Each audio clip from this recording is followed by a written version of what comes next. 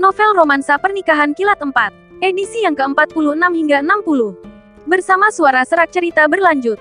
Sambil berbicara, Luyan dengan gugup berdeham, membetulkan dasinya, dan terus bertanya kepada orang lain. Apakah ini baik-baik saja? Setelah yang lain membuat gerakan, oke, dia melihat ke kamera sambil tersenyum konyol. Ayu, aku selalu ingin melamarmu di hari ulang tahunmu. Setelah 3 tahun dan 1095 hari dan malam saling mengenal dan menemani, aku yakin kamu adalah belahan jiwa yang ingin aku habiskan hidupku bersamanya. Ayu, aku tahu kamu pasti marah karena aku sudah lama tidak menghubungimu. Saat mengatakan ini, Luyan terkekeh. Inilah yang diajarkan adik perempuanku kepadaku. Katanya, ini adalah pertama-tama menekan, kemudian menguji. Aku akan mengabaikanmu terlebih dahulu. Dan kemudian ketika aku melamarmu pada hari ini, kamu akan menerima kejutan ganda. Ayu, jangan khawatir, saya mengusulkan kepadamu kali ini setelah pertimbangan yang matang. Lagi pula, sebelum aku melakukan perjalanan bisnis, aku sudah mengatakan kepada ibuku bahwa kami akan mendaftarkan pernikahan setelah aku kembali dari perjalanan bisnis ini. Dia pun setuju. Jadi, Luyan tersenyum malu-malu, memanggil Ayu dengan lembut, lalu berlutut dengan satu lutut. Maukah kamu menikah denganku? Mata Luyan tampak tulus di balik layar proyeksi. Angin meniup lonceng di pohon Paulownia di sekitar, dan segalanya tampak seperti mimpi. Jantung Lin Qing berdetak kencang. Saat Luyan berlutut, dia merasakan seolah-olah jantungnya dipukul oleh palu lonceng kuno, dan napasnya tiba-tiba menjadi cepat. Rekan-rekanku di lembaga itu semuanya membuat keributan. Nikahi dia. Bahkan sang sutradara tua pun tersenyum dan bertepuk tangan sambil berkata, nikahilah dia. Lin Qing menggelengkan kepalanya dengan akal sehatnya yang tersisa dan terhuyung mundur beberapa langkah. Tidak, aku tidak bisa menyetujuinya. Suasana gembira tiba-tiba terhenti, seolah tombol jeda telah ditekan. Lin Qing berlari meninggalkan lembaga penelitian dengan panik, meninggalkan Luyan dan rekan-rekannya saling menatap dengan bingung.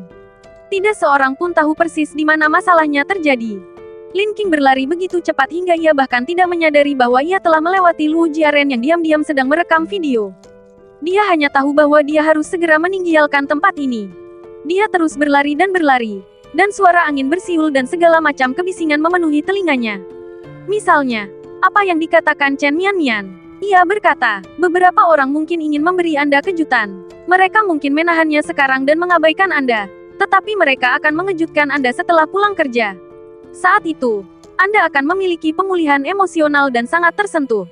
Setelah beberapa saat, kata-kata Luyan terngiang lagi di telingaku. Ayu, aku ingin mengadakan upacara lamaran yang megah. Ayu, aku yakin kamu adalah belahan jiwaku. Ayu, hari ini ulang tahunmu. Maukah kamu menikah denganku? Ayu, jangan khawatir.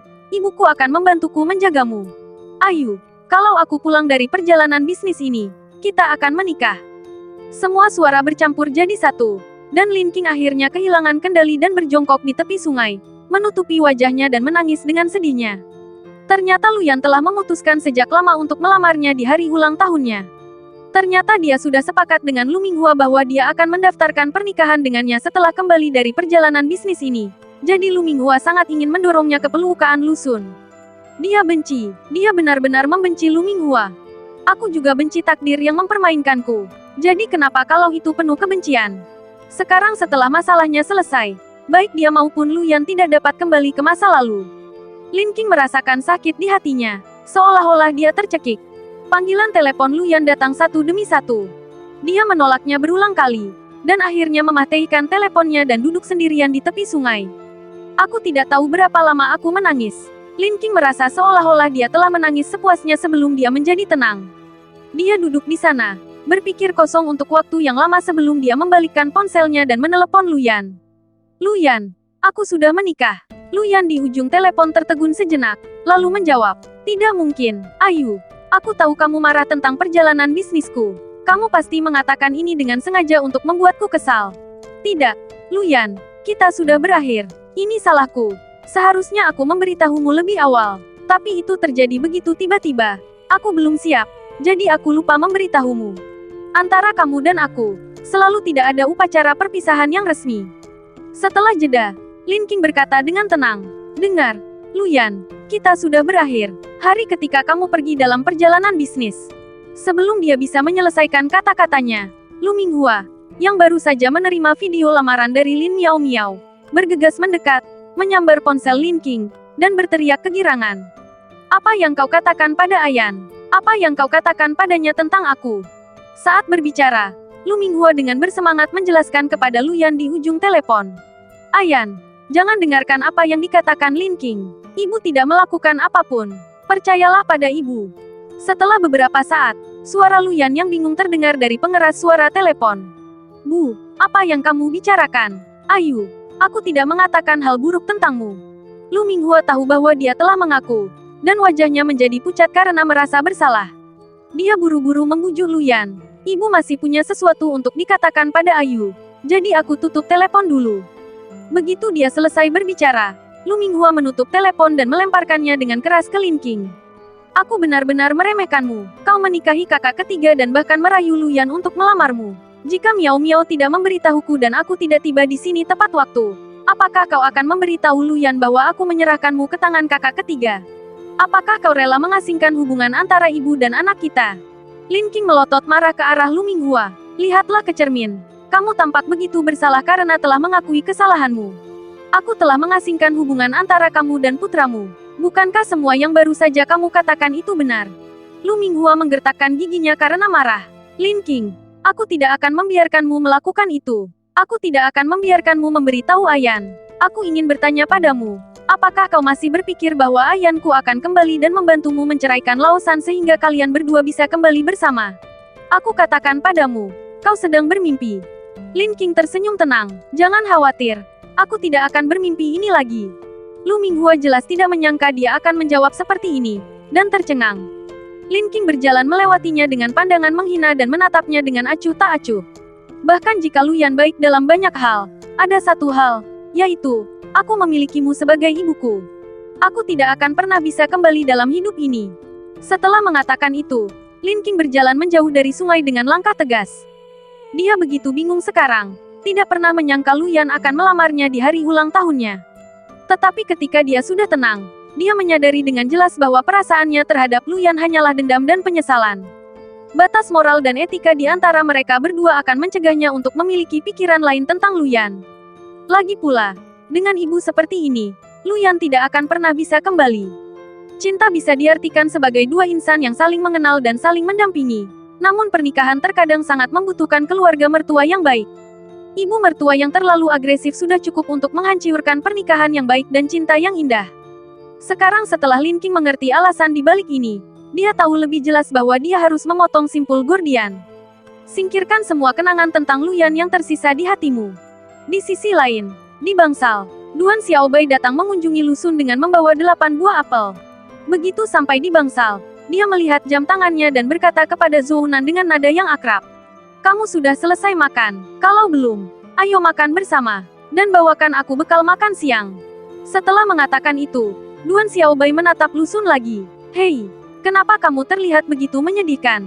Apakah kamu harus bersikap pelit? Apa salahnya aku memakan salah satu kotak makan siangmu? Kamu diduga terinfeksi flu. Kakak, aku membawa 8 buah apel untuk menemuimu. Apa ini? Ini adalah persahabatan yang hidup dan mati. Keluar, Lu Xun melotot padanya. Duan Xiaobai tidak sempat memakan kotak makan siangnya. Tetapi dia tidak ingin pergi. Dia menghampiri Zhou Nan dan bertanya, apa yang terjadi dengan tuan ketigamu? Dia masuk angin dan tidak bisa kembali menemani istrinya. Tapi dia tidak boleh begitu mudah marah. Zhou Nan tidak berani menjawab. Mata Duan Xiaobai membelalak. Mungkinkah pasangan itu sedang bertengkar? Melihat ekspresi aneh Zhou Nan, Duan Xiaobai berkata pada dirinya sendiri. Itu benar. Sambil berkata demikian, dia langsung berjalan menuju kepala tempat tidur Lu Xun dan duduk. Saudaraku, jika kamu memiliki kebingungan dalam hubungan, tanyakan padaku. Aku tahu caranya.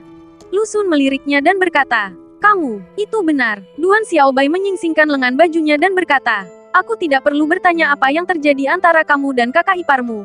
Aku juga bisa memberitahumu masalahnya. Apa, kamu tidak sedang menjalin hubungan?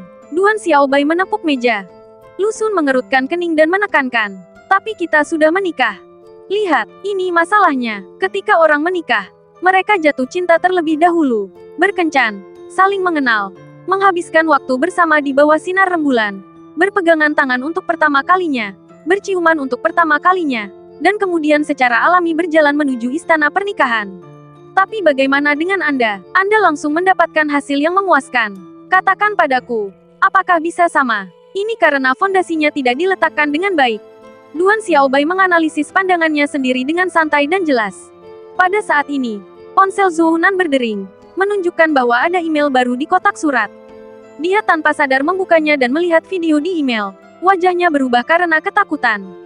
Tuan ketiga, seseorang mengirim video istri Anda ke email saya. Mungkin situs web resmi tidak dapat menemukan informasi kontak Anda. Jadi mereka mengirimkannya ke email saya sebagai asisten Anda. Ketika Lu Xun mendengar ini, dia merasakan firasat buruk dalam hatinya dan menatap tajam ke arah Zhou Hunan. Tunjukkan padaku videonya. Video tersebut dikirim oleh Luo Jiaren ke email Zhou Hunan. Dia tidak dapat menemukan informasi kontak Lu Xun di situs web resmi Lu atau Weibo. Jadi dia harus mengambil risiko dan mengirimkannya ke email asisten Lu Xun, berharap Lu Xun akan melihatnya. Lu Xun melihat video yang dikirimkan kepadanya, dan wajah tampannya tampak membeku. Duan Xiaobai meliriknya diam-diam, berseru, "Ya dewa!" dan dengan cepat melompat beberapa meter. Candaan, karena telah mengenal Lu Xun selama bertahun-tahun, saya tahu apa isi video itu tanpa perlu menontonnya. Orang ini pasti cemburu. Dulu, setiap kali dia melihat Lu Yan dan Lin Qing berbicara dan tertawa, dia akan merasa sangat tertekan. Dia akan menyeretnya untuk bertinju, atau menyeretnya dan Lao Yuan untuk pergi minum. Kali ini, kemungkinan besar ada hubungannya dengan Lu Yan. Berpegang pada prinsip menghargai kehidupan, Duan Xiaobai menjauh beberapa langkah. Setelah beberapa lama, suara dingin Lu Xun terdengar di bangsal yang tenang. Di mana istrinya? Zhou Hunan ragu-ragu sejenak, dan akhirnya berkata dengan jujur. Orang yang dikirim untuk melindungi nyonya secara diam-diam mengatakan bahwa nyonya sedang menangis di tepi sungai. Bagus, sangat bagus. Lu Xun mengeluarkan beberapa kata dari sela-sela giginya, membuat Duan Xiaobai dan Zhou Hunan sangat takut hingga mereka tidak berani bersuara. Pada saat ini, bahkan bernapas terlalu keras adalah sebuah kesalahan. Tekanan rendah di bangsal berlanjut sampai ponsel Lu Xun berdering. Lu Xun melihatnya dan rasa dingin di sekelilingnya sedikit mereda. Zhou Hunan dan Duan Xiaobai saling memandang. Tidak perlu bertanya, telepon itu pasti dari Lin Qing. Lu Xun menjawab telepon. Suaranya masih sedikit dingin. Ini aku. Terjadi keheningan di ujung telepon selama beberapa saat sebelum terdengar suara ragu. Apakah Anda sibuk? Kamu bilang, suara Lu Xun tidak menunjukkan emosi apapun. Lin Qing menarik napas dalam-dalam dan berkata, Lu Yan baru saja melamarku. Ketika Lu Xun mendengar ini, es di wajah tampannya mencair sedikit. Dia tidak menjawab, seolah menunggu Lin Qing mengaku. Lin Qing sudah lebih tenang sekarang, dan tidak tampak begitu sulit baginya untuk mengatakannya dengan lantang lagi. Dia memandang pemandangan malam yang ramai di luar jendela dan perlahan mengaku pada Lu Xun. Saat saya pulang kerja, Direktur Institut Peninggalan Budaya datang menjemput saya dan hanya mengatakan bahwa saya akan melihat-lihat publikasi. Bagaimanapun, dia adalah seorang penatua dan meminta saya untuk melakukan sesuatu yang kecil. Saya tidak bisa menolak, jadi saya pergi. Baru setelah tiba di lembaga itu aku mengetahui bahwa Lu Yan ingin melamarku. Dia tak kunjung kembali, maka dia melamarku lewat proyeksi ponselnya. Awalnya aku terlalu panik untuk bereaksi dan hanya mendengarkan lamarannya. Ketika saya menyadari apa yang sedang terjadi, saya langsung menolaknya. 3. Lu Xun, maafkan aku. Kurasa aku harus jujur padamu tentang masalah ini. Aku baru saja menelepon Lu Yan untuk memberitahunya bahwa aku sudah menikah. Tetapi sebelum aku sempat mengatakan akan menikahimu, Lu Minghua merampas telepon itu dariku. Saya menelepon Anda karena saya harap Anda tidak terlalu memikirkannya. Dan saya tidak ingin Anda mendengar hal ini dari orang lain. Aku pasti akan menjaga jarak dari Lu Yan di masa mendatang. Baiklah, aku percaya padamu. Lin Qing menghela napas lega ketika mendengar ini. Setelah beberapa saat, suara lembut Lu Xun datang dari ujung telepon yang lain. Di mana kamu sekarang? Saya kembali ke rumah. Lin Qing menjawab dengan terus terang. Baiklah, kalau begitu kembalilah ke kamarmu dan buka lemari. Lin Qing dengan patuh mengambil telepon, berjalan kembali ke kamar utama, membuka lemari dan melihat-lihat, dan merasa terkejut.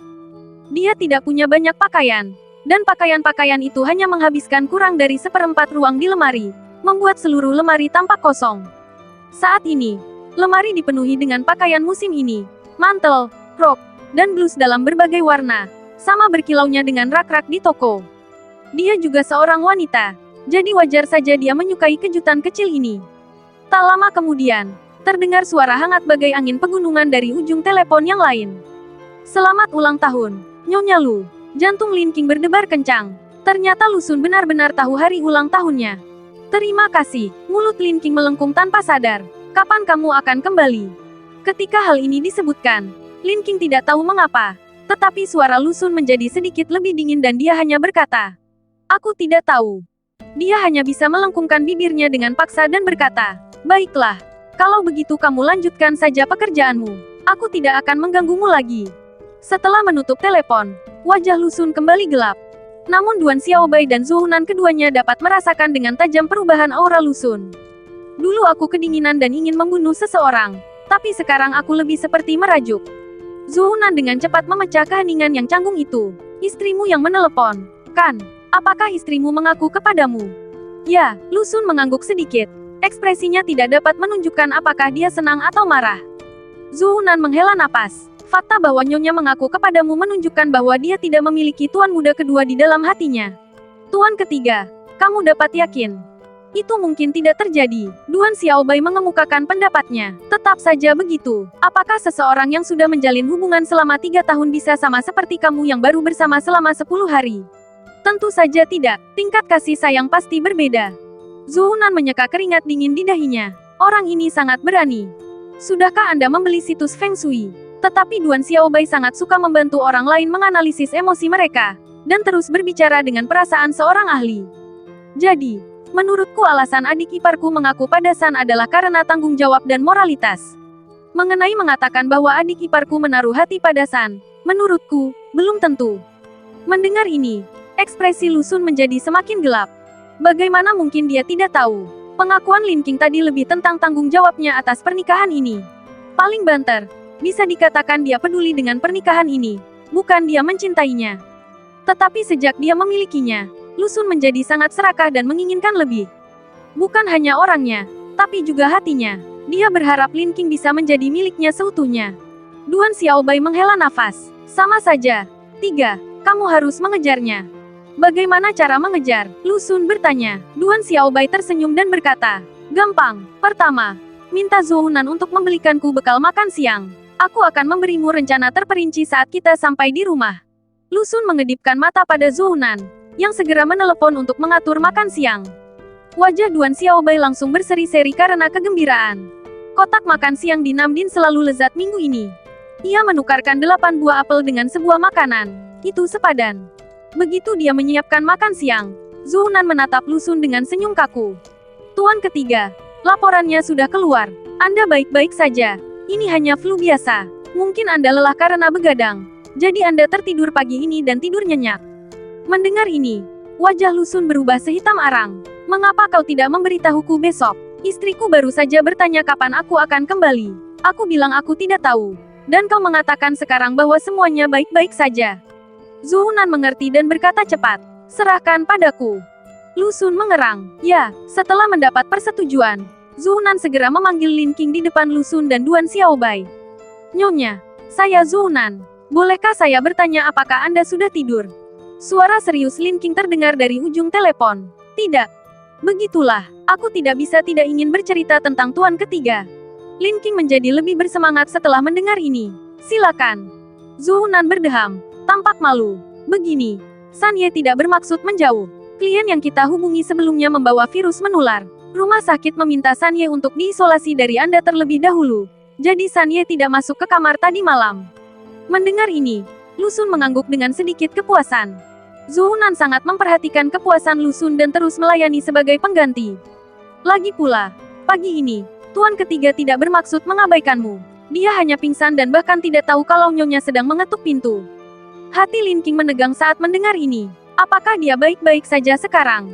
Zhou Hunan mendesah. "Sehat." Setelah Zhou Hunan menghela nafas, dia tidak mengatakan apakah Lu Xun baik-baik saja atau tidak. Dia terus menggugah selera Lin King lalu berkata, "Ada satu hal lagi, aku benar-benar tidak tahan melihatnya. Kurasa aku harus memberitahu istriku. Tuan ketiga benar-benar sangat menyedihkan." Lu Xun, Duan Xiaobai, Zhou Hunan menggelengkan kepalanya dan mendesah. "Nyonya, seseorang baru saja mengirim video tuan muda kedua yang melamar tuan muda ketiga. Sebelum Anda menelepon untuk menjelaskan kepada tuan muda ketiga sangat sedih." Ia merasa telah merusak hubungan antara Anda dan tuan muda kedua.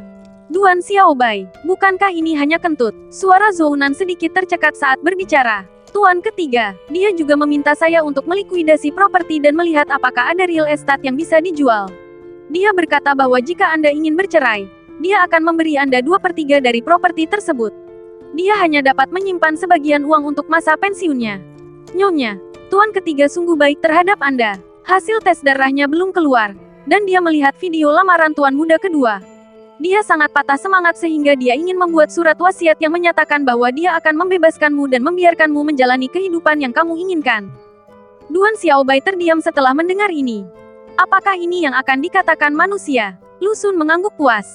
Ketika Lin Qing mendengar Zhounan mengatakan ini, dia merasa sedih dan cemas, dan bertanya dengan cepat. Di rumah sakit mana kamu sekarang? Aku akan segera ke sana. Zhounan melirik Lu Xun, dan baru menyebutkan nama rumah sakit setelah mendapat persetujuannya. Nyonya, Anda belum makan, kan? Tuan ketiga sebenarnya memesan restoran hari ini untuk merayakan ulang tahun Anda. Namun, laporan darah belum keluar, jadi saya tidak berani mengundang Nyonya. Kalau tidak, saya akan meminta restoran untuk mengantarkan makanan. Oke, Lin Qing menanggapi dan menutup telepon. Pada saat ini, Duan Xiaobai di bangsal sangat terkejut hingga tak bisa berkata-kata. Ya ampun. Kalian berdua, tuan dan pelayan, punya lebih dari 800 trik di tangan kalian. Siapa yang bisa mengalahkan kalian? Duan Xiaobai berkata dengan emosi, sambil memegang bahu Lu Xun. Itu bukan pihak ketiga. Dengarkan aku, kamu masih harus mengejarnya dengan serius. Apa yang kamu dapatkan dari perhitungan ini bukanlah cinta, tetapi simpati. Mendengar ini, wajah Lu Xun sedikit menggelap, dan dia menatap Zhounan. Bonus bulan ini akan berlipat ganda. Zhounan tersenyum dan membungkuk. Terima kasih, tuan ketiga. Ketika Duan Xiaobai mendengar sesuatu tentang uang, matanya tiba-tiba berbinar. Tetapi dia tidak punya waktu untuk mengatakan apapun. Lu Xun mengedipkan mata pada Zhounan dan berkata, usir orang ini dan aku akan memberimu bonus 10.000 yuan lagi. Zhounan mengangguk, lalu bergegas menggendong Duan Xiaobai keluar dari bangsal. Tuan Duan, maafkan saya. Mohon jangan ganggu makan malam tuan ketiga dan istrinya. Saat Duan Xiaobai dibawa keluar, dia berteriak ke bangsal. Tidak, San, dengarkan aku. Aku bisa menjadi konsultan cintamu. Cukup beri aku biaya konsultasi. Tidak, makanan. Aku bahkan belum mendapatkan kotak makan siangku.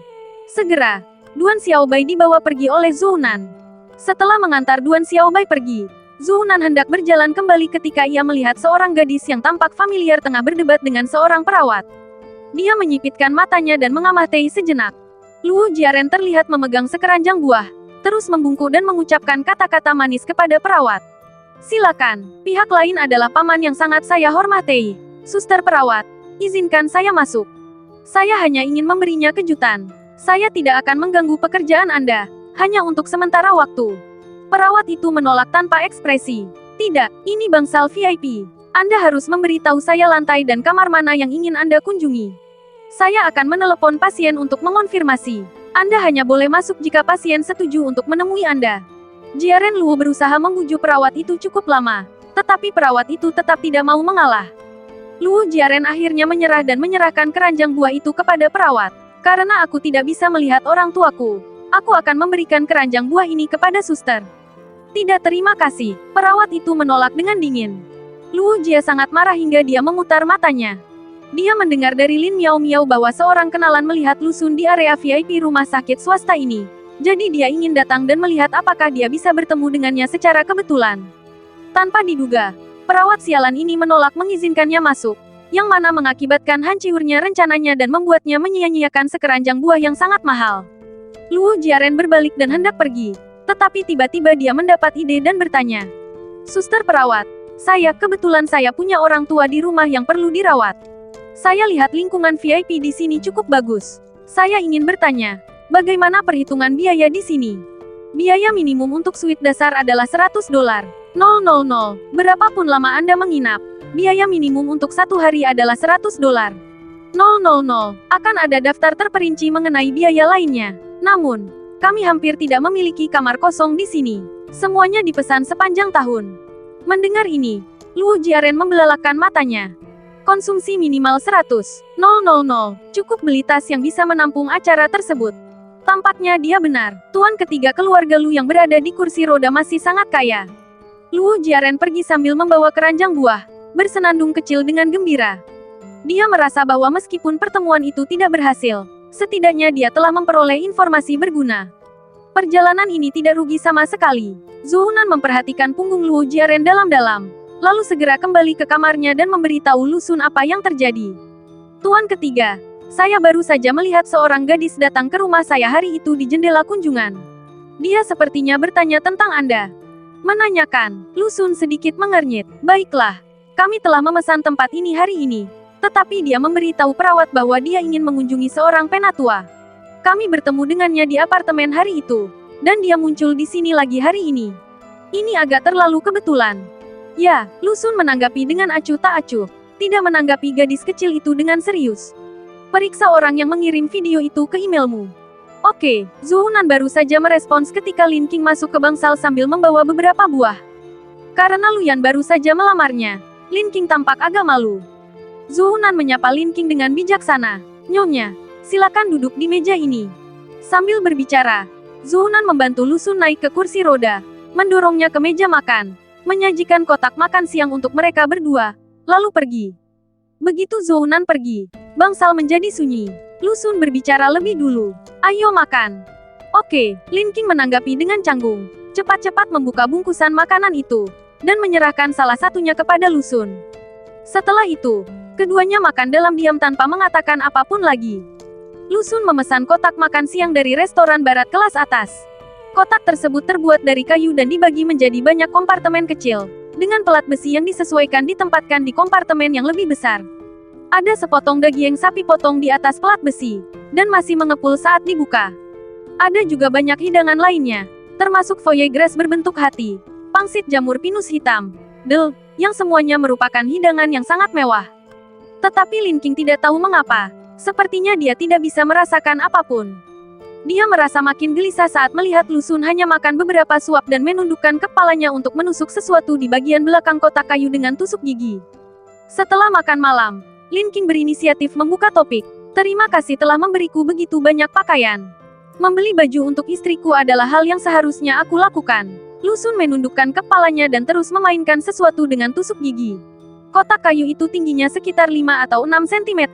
Dan Lin Qing tidak dapat melihat dengan jelas apa yang sedang dilakukannya. Jadi dia hanya bisa terus berbicara tentang pakaian. Saya mengenali beberapa merek pakaian itu. Pakaian itu tampaknya cukup mahal. Lemari pakaian itu, saya mendapatkannya dari orang lain. Lu Xun berkata dengan santai. Ah, Lin Qing tercengang. Lu Xun menjelaskan dengan cara yang sangat wajar. Seorang distributor pakaian berutang padaku. Sejak aku mengundurkan diri, dia tidak lagi takut padaku dan menolak untuk membayarku. Aku hanya bisa mengambil pakaiannya untuk melunasi hutangnya. Oh, Lin Qing merasa tertekan saat mendengar Lu Xun mengatakan itu, dan tidak dapat menahan diri untuk berkata, pakaian-pakaian itu harus dijual untuk mendapatkan sejumlah uang. Atau, lain kali, jangan minta pakaian kepadanya, tetapi ambil barang berharga lain yang dapat ditukar dengan uang tunai. Sebelum Lin Qing bisa menyelesaikan kata-katanya, dia dipotong oleh Lu Xun. Nyonya Lu, Lin Qing mendongak dengan bingung, dan melihat Lu Xun berbicara dengan serius. Aku, Lu, masih sanggup membeli beberapa potong pakaian untuk istriku. Ah, bukan itu yang kumaksud. Lin Qing sedikit gugup saat mendengar ini, takut harga dirinya akan terluka. Sebelum dia bisa mengatakan apapun, dia melihat Lu Xun mengeluarkan beberapa buah ceri besar dari belakang kotak kayu dan meletakkannya di depannya satu persatu. Setiap buah ceri berbentuk hati memiliki kulit yang digores dengan tusuk gigi dan kata-kata yang diukir di atasnya, yang berbunyi, Ibu Lu, selamat ulang tahun. Lin Qing merasa hatinya dipenuhi amarah sesaat. Ternyata Lu Xun telah mengukir kata-kata pada buah ceri. Lu Xun melihat ekspresi Lin Qing yang tercengang, mendorong beberapa buah ceri ke depan, dan berkata dengan keinginan kuat untuk menang. Aku juga bisa mengukir kata-kata. Selama kamu suka, aku bisa belajar. Lin Qing agak tersentuh dan menganggapnya lucu. Dia mendongak ke arah Lu Xun, menarik napas dalam-dalam, dan bersiap mengatakan apa yang ingin dikatakannya. Tetapi dia tidak menyangka Lu Xun akan berbicara bersamaan dengannya. Ayo, biarkan aku mengejarmu. Lu Xun, ayo jatuh cinta. Ketika suara itu berakhir, keduanya tercengang. Dengan sekali klik, Dekan Wang mendorong pintu bangsal dan masuk. Dia juga tercengang saat mendengar ini. Dia menarik sudut mulutnya dengan jijik. Gadis kecil, apakah kamu ingin berkencan dengan orang berhati hitam ini? Mendengar ini, Lu Xun melotot ke arahnya. Wang Chongyang, diamlah. Jika kau tidak bisa bicara, jangan bicara. Keluar dari sini. Wang Chongyang menjadi bersemangat saat mendengar ini, menunjuknya dan mengeluh kepada Lin Qing. Gadis kecil, lihat, orang seperti ini sangat kasar kepada orang tua. Kamu seharusnya tidak berkencan dengannya. Lebih baik berkencan dengan anakku. Anakku jauh lebih sopan daripada dia. Wang Chongyang, kamu cari Ma Tei, dia istriku. Lu Xun begitu marah hingga dia hampir berdiri dan memukulinya. Mata Dekan Wang membelalak saat dia menatap Lin Qing. Benarkah, kaulah orang yang tidak beruntung yang menikahi Lu Xun? Lin Qing tersenyum canggung dan mengangguk. Wang Chongyang menggelengkan kepalanya dengan menyesal. Aduh, bunga yang begitu indah malah tersangkut di batu toilet yang bau dan keras ini. Sayang sekali. Tatapan mata Lu Xun begitu dingin, seakan-akan ia ingin mengubur Din Wang. Apa yang kau lakukan di sini? Jika kau tidak ada urusan, keluarlah. Dekan Wang benar-benar senang melihat orang tua ini dipermalukan, dan berkata dengan gaya seperti dekan. Sebagai dekan rumah sakit ini dan dokter yang menangani Anda, menurut Anda apa yang saya lakukan di sini? Saya di sini untuk menunjukkan perhatian saya kepada Anda. Mendengar ini, Lin Qing buru-buru bertanya, Din, bagaimana kesehatan Lu Xun? Mengapa dia pingsan pagi ini? Lu Xun selalu memiliki kondisi fisik yang prima dan sangat bangga akan hal itu. Ketika dia mendengar istrinya bercerita lagi tentang kejadian memalukan di pagi hari, dia segera menjelaskan. Saya tidak pingsan, saya hanya tidur terlalu lelap. Hei, jangan berbohong pada istrimu. Din Wang menghela napas. Kamu pasti terlalu lemah untuk tertidur. Ini semua adalah akibat dari kecelakaan mobil. Aku berpikir, bukankah kamu dirawat dengan baik olehku sebelumnya? Bagaimana kamu bisa tiba-tiba menjadi seperti ini? Setelah memikirkannya, hanya ada satu alasan. Lin Qing bertanya dengan cepat. Apa alasannya? Kemanjaan yang berlebihan, Dekan Wang berkata dengan serius. Ketika suara itu berakhir, Lu Xun ingin mengubur seluruh keluarganya. Wajah Lin Qing memerah lagi dan dia menatap tanah dengan canggung. Dekan Wang menepuk bahu Lu Xun dan berkata, usiamu hampir 30 tahun, dan kondisimu tidak sebaik sebelumnya setelah kecelakaan mobil. Sebaiknya kamu santai saja, aku baru saja mendengar kalian berdua membicarakan tentang kencan. Itu bagus, jangan bicarakan itu untuk saat ini. Berpegangan tangan saja dulu, pasti akan menyenangkan. Dekan Wang kemudian menatap Lin Qing dan berkata, kamu tidak bisa selalu mendengarkan orang tua ini. Dia perlu merawat badannya dengan lebih baik. Setelah mengatakan ini, Dekan Wang hampir tertawa terbahak-bahak, mencari alasan dan menyelinap pergi. Saya merasa bahagia sekali, biarkan saja orang tua ini berkomplot melawannya kapanpun dia punya kesempatan. Sebaiknya, setelah Dekan Wang pergi, bangsal menjadi sunyi lagi. Lin Qing merasa malu sejenak sebelum akhirnya mengambil inisiatif untuk menghampiri Lu Xun dan bertanya sambil menundukkan kepala. Apakah apa yang baru saja kamu katakan masih berlaku? Lu Xun tidak bereaksi. Lin Qing menarik napas dalam-dalam dan mengumpulkan keberanian untuk berbicara. Lu Xun, aku ingin berkencan denganmu dan menghabiskan waktu bersamamu secara serius, seperti sepasang kekasih, dari orang asing hingga saling memahami. Kita setara, kamu adalah Lu Xun, bukan paman ketiga siapapun, dan aku adalah Lin Qing, bukan tunangan siapapun. Mari kita perlahan-lahan kumpulkan kenangan kita sendiri. 1 tahun, 2 tahun, 3 tahun, 10 tahun, oke. Lu Xun mengulurkan tangan dan menarik orang itu agar duduk di pangkuannya. Dia berkata dengan suara rendah, baiklah, tapi, Nyonya Lu, saya tidak punya pengalaman. Anda perlu mengajari saya lebih banyak. Tapi, Lu Xun sengaja berhenti sejenak, lalu mengusap bibirnya ke sisi wajah Lin Qing. Tapi, kalau sudah menyangkut cinta, laki-laki harus mengambil inisiatif. Tunggu saja aku mengejarmu. Saat dia berbicara, bibir Lu Xun hendak menutupi bibir Lin Qing. Dengan sekali klik, Din Wang membuka pintu lagi dan bergegas masuk. Gadis kecil, aku lupa mengingatkanmu. Jangan terlalu cepat menyetujui pria tua seperti Lu Xun yang mengejarmu. Lihat, dia sangat pandai bicara. Bagaimana dia bisa mencium seseorang di hari pertama mengejarnya? Kau tidak boleh jatuh ke dalam perangkapnya. Aku, seorang pria tua, mempertaruhkan nyawaku untuk mengingatkanmu. Setelah berkata demikian, Dekan Wang menyelinap pergi lagi. Lin Qing tertawa terbahak-bahak. Dia bisa merasakan bahwa Dekan memiliki hubungan yang baik dengan Lu Xun. Pada saat ini, bibir Lu Xun hendak jatuh lagi, dan Lin Qing dengan cepat berdiri dan menghindarinya. Dekan benar, jika kau ingin mendekatiku, kau harus menghormatiku. Kau tidak boleh menyentuhku. Jatuh cinta dimulai dari awal. Ekspresi wajah Lu Xun tercekat. Lin Qing tersenyum dan berkata, aku akan mendorongmu ke kamar mandi untuk beristirahat. Sambil berbicara, Lin Qing mengambil inisiatif untuk merawat Lu Xun, mendorong kursi rodanya ke samping tempat tidur dan membantunya naik ke tempat tidur.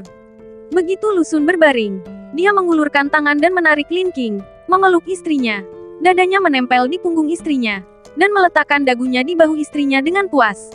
Nyonya Lu, tinggallah bersamaku malam ini. Lin Qing ragu-ragu, bukankah kita baru saja sepakat untuk saling mencintai? Kalau begitu, tidak bisakah kau menghabiskan malam bersamaku saat kita sedang saling mencintai?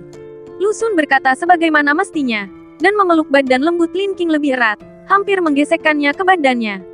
Leher Lin Qing gatal karena digosok, dan dia memutarnya seperti ulat. Dia menjelaskan sambil tersenyum, tentu saja tidak, Lu Xun, jangan lakukan ini. Jangan bergerak. Badan Lu Xun sedikit menegang, dan suaranya sedikit serak. Dia tidak berani melakukannya padanya di sini. Siapa tahu kalau orang tua bernama Wang Badan itu akan menyerbu masuk. Lu Xun benar-benar ingin memotong Wang Chong yang menjadi beberapa bagian sekarang. Lin Qing bisa merasakan perubahan pada diri Lu Xun dengan jelas, dan begitu ketakutan hingga dia tidak berani bergerak, bergumam pada dirinya sendiri. Tentu saja kamu tidak boleh seperti ini saat sedang menjalin hubungan. Lu Yan dan aku juga tidak pernah seperti ini. Lu Xun tidak dapat menahannya lagi dan mengerang. Sungguh membosankan jatuh cinta. Lin Qing, setelah beberapa saat, Lu Xun membela diri lagi. Tapi kita adalah suami istri. Lin Qing menoleh sedikit untuk menatapnya. Tapi kamu baru saja mengatakan bahwa kita harus mulai dari awal. Kita harus mulai dari nol. Kita masih dalam tahap baru saling mengenal. Lu Xun, meminta seorang gadis untuk menghabiskan malam bersamamu tepat setelah kamu bertemu dengannya adalah kutu kupret. Lu Xun mendengus. Kalau begitu, kita akan mulai berkencan besok. Malam ini tidak dihitung. Dan Nyonya Lu, apakah Anda tidak khawatir saya akan pingsan lagi malam ini? Seseorang harus menjaga saya. Lin Qing juga berpikir itu masuk akal. Jadi dia setuju.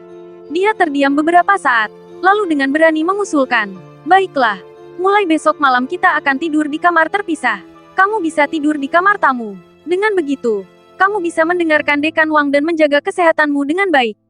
Tidur di kamar terpisah. Suara Lu Xun sedikit lebih tinggi. Nyonya Lu, tidak ada yang salah dengan badanku. Aku baik-baik saja. Jangan dengarkan omong kosong lelaki tua bau itu. Tidur di kamar terpisah seperti mencoba membunuhku. Tapi tidak ada gunanya menjalin hubungan dan tidur bersama. Lu Xun, setelah waktu yang lama, Lu Xun merasa dia telah mengambil beberapa langkah mundur sebelum berbicara. Kalau begitu, Bulu, bolehkah saya melamar beberapa kali seminggu? Berapa kali seminggu? Wajah Lin Qing langsung memerah seperti udang karang yang dimasak. Bagaimana bisa seseorang bertanya begitu terus terang? Dari sudut pandang Lu Xun, ia melihat telinga kecil berwarna merah tua dengan bulu-bulu pendek dan halus di tepinya. Kelihatannya lucu sekali. Dia tak dapat menahan diri untuk tidak menghisap cuping telinga kecil Lin Qing yang hangat. Lin Qing bereaksi keras dan badannya gemetar. Lu Xun tampak sangat puas dengan reaksinya dan tertawa pelan. Nyonya Lu, Anda belum memberitahu saya berapa kali seminggu Anda bisa kembali ke kamar Anda. Ah, itukah yang baru saja kau katakan? Lin Qing mengatakannya dengan bodoh tanpa berpikir. Setelah dia mengatakannya, dia berharap bisa menggigit lidahnya sendiri. Lu Xun tertegun sejenak, lalu tertawa terbahak-bahak. Bagaimana menurut Nyonya Lu? Jika Anda membutuhkan, saya dapat bekerja sama beberapa kali seminggu. Tawa hangat Lu Xun bergema di telinganya, dan Lin Qing merasakan gelombang panas naik di wajahnya. Dia menutup telinganya dan berkata dengan marah, "Jangan katakan itu, kita kan sudah saling mencintai. Aku tidak setuju. Kau tidak boleh masuk ke kamarku." Lu Xun menganggap istri kecilnya begitu menggemaskan. Pipinya yang kemerahan dan penampilannya yang centil begitu menggemaskan, hingga siapapun ingin menelannya dalam satu gigitan. Dia tampaknya telah menemukan kesenangan baru, Lin Qing yang baru dan segar. Dia pun segera memeluknya lebih erat, mencium bagian belakang kepalanya, dan berkata dengan sungguh-sungguh, "Nyonya Lu, mulai besok, aku pasti akan mengejarmu dengan baik." Jantung Lin Qing berdebar kencang. Lu Xun menambahkan, "Cobalah masuk ke dalam rumah secepat mungkin." Lin Qing, mengapa dia tidak menyadari bahwa paman ketiga Lu Yan begitu tidak serius sebelumnya? Namun, entah mengapa, setiap kali ia mendekap erat badan lelaki itu, ia selalu merasa nyaman yang tak dapat dijelaskan. Begitu banyak hal terjadi sepanjang hari, hingga Lin Qing tertidur begitu dia merasa rileks. Setelah napasnya teratur, Lu Xun diam-diam mengeluarkan ponselnya dan mengirim pesan kepada Zhou Nan. Keempat roda mobil Wang Chong yang tertusuk. Setelah terdiam sejenak, tambahnya, merasa tidak puas. Semua roda di garasinya bocor. Zhou Nan. Keesokan harinya, Lin Qing sarapan di bangsal dan bergegas ke sekolah. Hari ini dia mengenakan mantel wol berwarna merah muda dan ungu yang diberikan Lu Xun padanya, dipadukan dengan syal putih. Dia tampak anggun dan awet muda. Begitu dia memasuki gedung pengajaran, dia tercengang. Direktur Wang Mei mengenakan mantel yang sama dengannya dan dikelilingi dan disanjung oleh sekelompok guru. Oh, Direktur Wang, gaun ini benar-benar cocok dengan temperamenmu. Bahan gaun ini bagus sekali. Pasti mahal, kan? Warna ini sangat cocok untuk kulitmu. Mendengar sanjungan ini, Lin Qing tanpa sadar ingin mengambil rute yang lebih panjang dan pergi dengan cara yang sederhana. Dia tidak ingin seorang pun tahu bahwa dia mengenakan pakaian yang sama dengan Wang Mei. Namun, saat hendak berbalik, adik perempuan Luo Jiaren meneleponnya. Ah, Guru Lin, sungguh kebetulan. Anda mengenakan pakaian yang sama dengan direktur hari ini. Badan Lin Qing sedikit menegang. Dia secara alami dapat mengetahui bahwa kata-kata itu dimaksudkan untuk menimbulkan masalah. Dia tidak ingin menimbulkan masalah dan selalu bersikap rendah hati. Dia akan menghindari beberapa masalah kecil jika memungkinkan. Tetapi itu tidak berarti dia takut pada masalah. Itu benar-benar suatu kebetulan. Lin Qing tersenyum hangat, berbalik, dan berjalan menuju Guru Luo dengan mudah. Guru Luo memiliki penglihatan yang sangat tajam. Anda tidak terlihat seperti orang yang akan membuat kesalahan dalam menghitung hasil berulang kali. Ketika saudara perempuan Luo Jiaren mendengar ini, wajahnya tiba-tiba menjadi gelap. Terakhir kali, dia salah menghitung total nilai bahasa Mandarin di kelas tersebut dan mengira dia telah melampaui kelas Lin Qing dan menjadi siswa terbaik di kelas itu dalam bahasa Mandarin. Jadi dia mulai pamer di kantor. Alhasil tak lama kemudian bagian akademik memberitahukan kepadanya bahwa ia telah menghitung 2 kali dan nilai totalnya tidak terlalu tinggi. Kejadian memalukan itu terungkit lagi, dan Suster Luo Jiaren merasa sedikit malu. Namun dia bukan orang yang mudah menyerah, dan segera terus membuat masalah. Lihat, semuanya, apakah gaun ini terlihat lebih bagus jika dikenakan oleh sutradara Wang atau Lin Qing? Begitu kata-kata ini diucapkan, tidak diragukan lagi itu seperti menempatkan Lin Qing dalam posisi sulit. Beberapa guru tampak malu dan tidak tahu harus berkata apa. Wang Mei dan Lin Qing, belum lagi perbedaan usia, penampilan mereka juga sangat berbeda.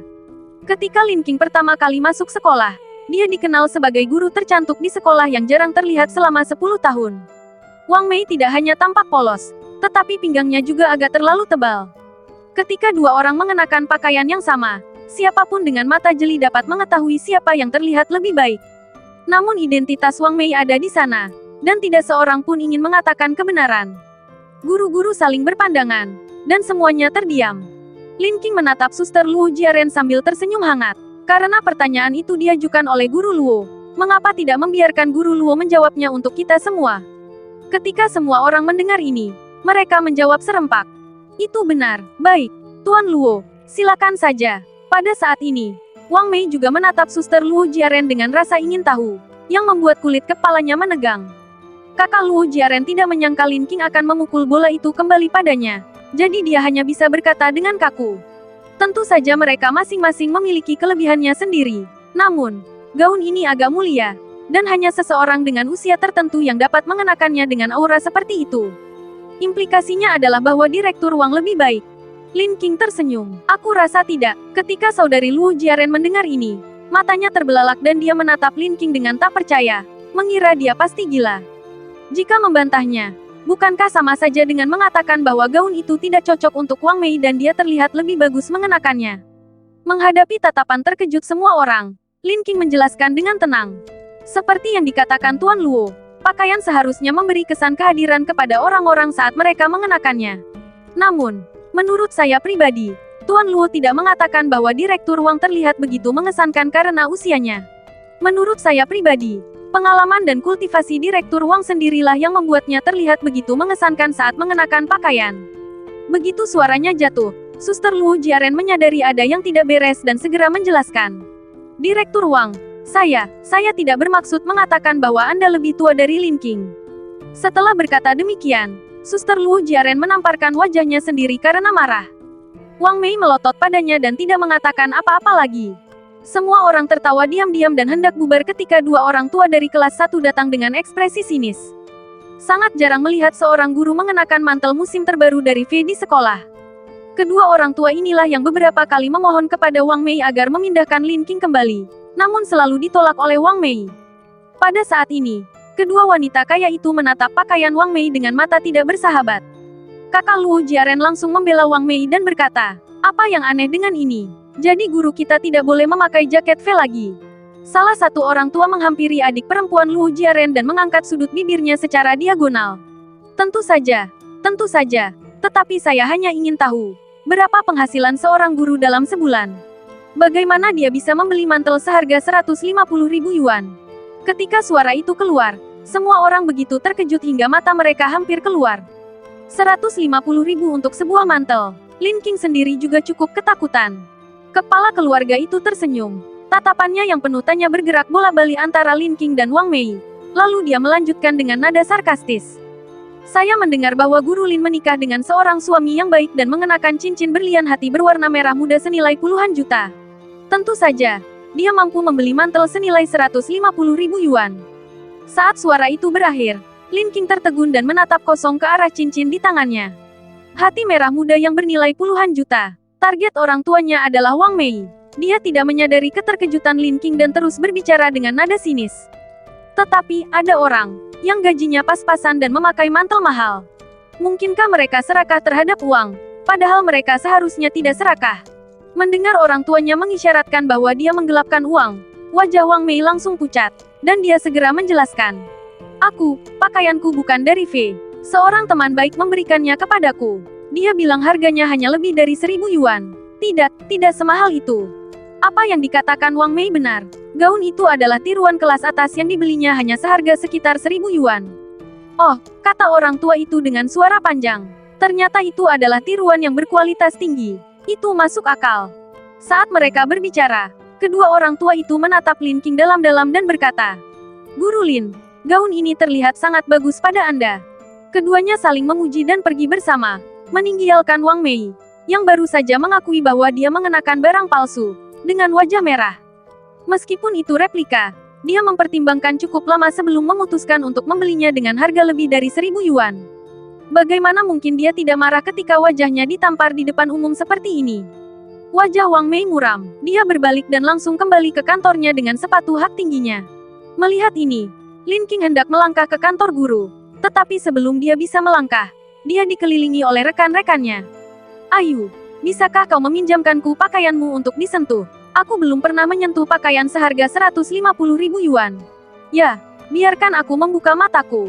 Ayu, cincinmu ini harganya puluhan juta. Ya ampun, gimana rasanya pakai flat besar di tanganmu?"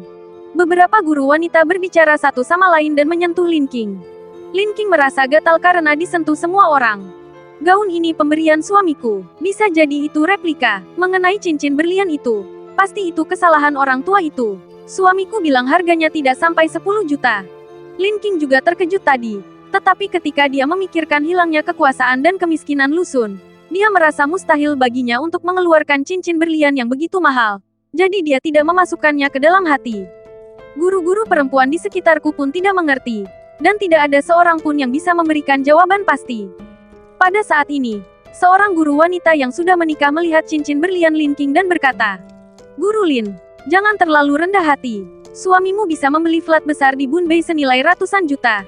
Jadi bukan tidak mungkin dia bisa membelikanmu cincin berlian senilai lebih dari 10 juta.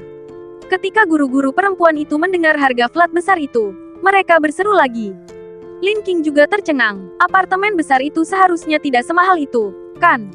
Dia juga secara pribadi memperkirakan harga pasar, yang sekitar 10 juta. Tetapi, memiliki nilai puluhan juta dan memiliki nilai ratusan juta adalah dua konsep yang berbeda. Guru-guru perempuan lainnya juga sependapat.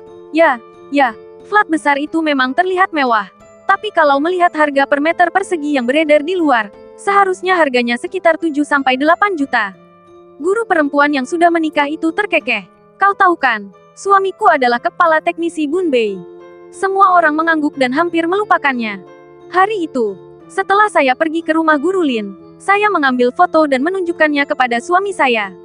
Suami saya adalah pakar dalam bisnis ini dan dia yakin betul bahwa rumah berikut dekorasi dan perabotannya akan menelan biaya sedikitnya ratusan juta.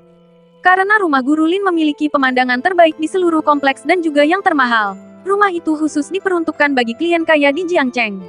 Untuk mendapatkan tempat, seseorang tidak hanya harus bersaing secara internal untuk melihat siapa yang memiliki koneksi lebih kuat dan siapa yang berstatus lebih tinggi di Jiangcheng, tetapi juga harus mampu membayar harga internal. Ketika suara itu keluar, semua guru merasa bahwa suara itu sangat dapat dipercaya dan berseru dengan iri lagi. Ayu, aku sangat iri padamu karena memiliki suami yang sangat hebat. Ayu, suamimu benar-benar murah hati. Dia memberimu rumah semahal itu begitu saja. Ketika saudara perempuan Luo Jiaren melihat pemandangan ini, dia begitu cemburu hingga dia hampir menggertakkan giginya. Mengapa? Mengapa nilai bahasa Mandarin di kelas yang diajarkan Lin Qing selalu lebih tinggi darinya? Dan suaminya begitu kaya. Dia memiliki sebuah flat besar di Debun Bay, dan dia bahkan membelikannya sebuah cincin berlian yang mahal. Mata saudara perempuan Luo Jiaren tenggelam, dan dia mengirim pesan WeChat kepada adik perempuannya. Jaga hubungan baik dengan Lin Miao Miao. Kakak iparnya adalah pria yang luar biasa. Saya baru saja mendengar bahwa rumah yang mereka tinggali bernilai ratusan juta, dan cincin berlian di tangan Guru Lin bernilai lebih dari 10 juta. Setelah mengirim pesan, Suster Luo Jiaren memandang ke arah Lin Qing dengan jijik. Dia secara tidak sengaja mendengar percakapan antara saudara perempuannya dan Lin Miao Miao tadi malam dan mengetahui bahwa Lin Miao Miao ingin membantu Lin Miao Miao melampiaskan amarahnya dengan merayu suami Lin Qing. Dia tahu betul karakter saudara perempuannya. Dia ingin tidur dengan pria kaya. Jadi dia mengatakan itu dengan sengaja. Dia hanya menunggu sekarang. Menunggu Lin Qing menjadi wanita terlantar dan menangis. Tak lama kemudian, bel kelas berbunyi dan para guru di sekitar Lin Qing bubar. Lin Qing kembali ke kantornya, menyalakan komputernya dan memulai pekerjaan hariannya. Saat istirahat makan siang, Chen Mian-mian datang kepadanya untuk makan siang dan berbelanja di mall. Tepat setelah menyelesaikan makannya, panggilan telepon Luyan yang mengganggu datang lagi. Lin Qing menjawab telepon dengan tenang di depan Chen Mian-mian. Chen Mian-mian mendekat dan menguping dengan bersandar di telepon. Suara lembut Luyan datang dari ujung telepon yang lain. Ayu, kamu sudah tenang. Chen Mian-mian, sungguh kalimat pembuka yang bodoh. Lin Qing juga mengerutkan kening tanpa sadar. Luyan, aku sudah menjelaskan semuanya padamu dengan sangat jelas tadi malam. Aku putus, lalu aku menikah. Ayu, tolong jangan marah lagi padaku. Oke, aku tahu kamu takut waktu aku pergi untuk urusan bisnis. Kamu pasti panik waktu kamu mengalami kejadian seperti yang dialami Direktur Gao. Tapi, Ayu, tidak ada yang dapat kulakukan.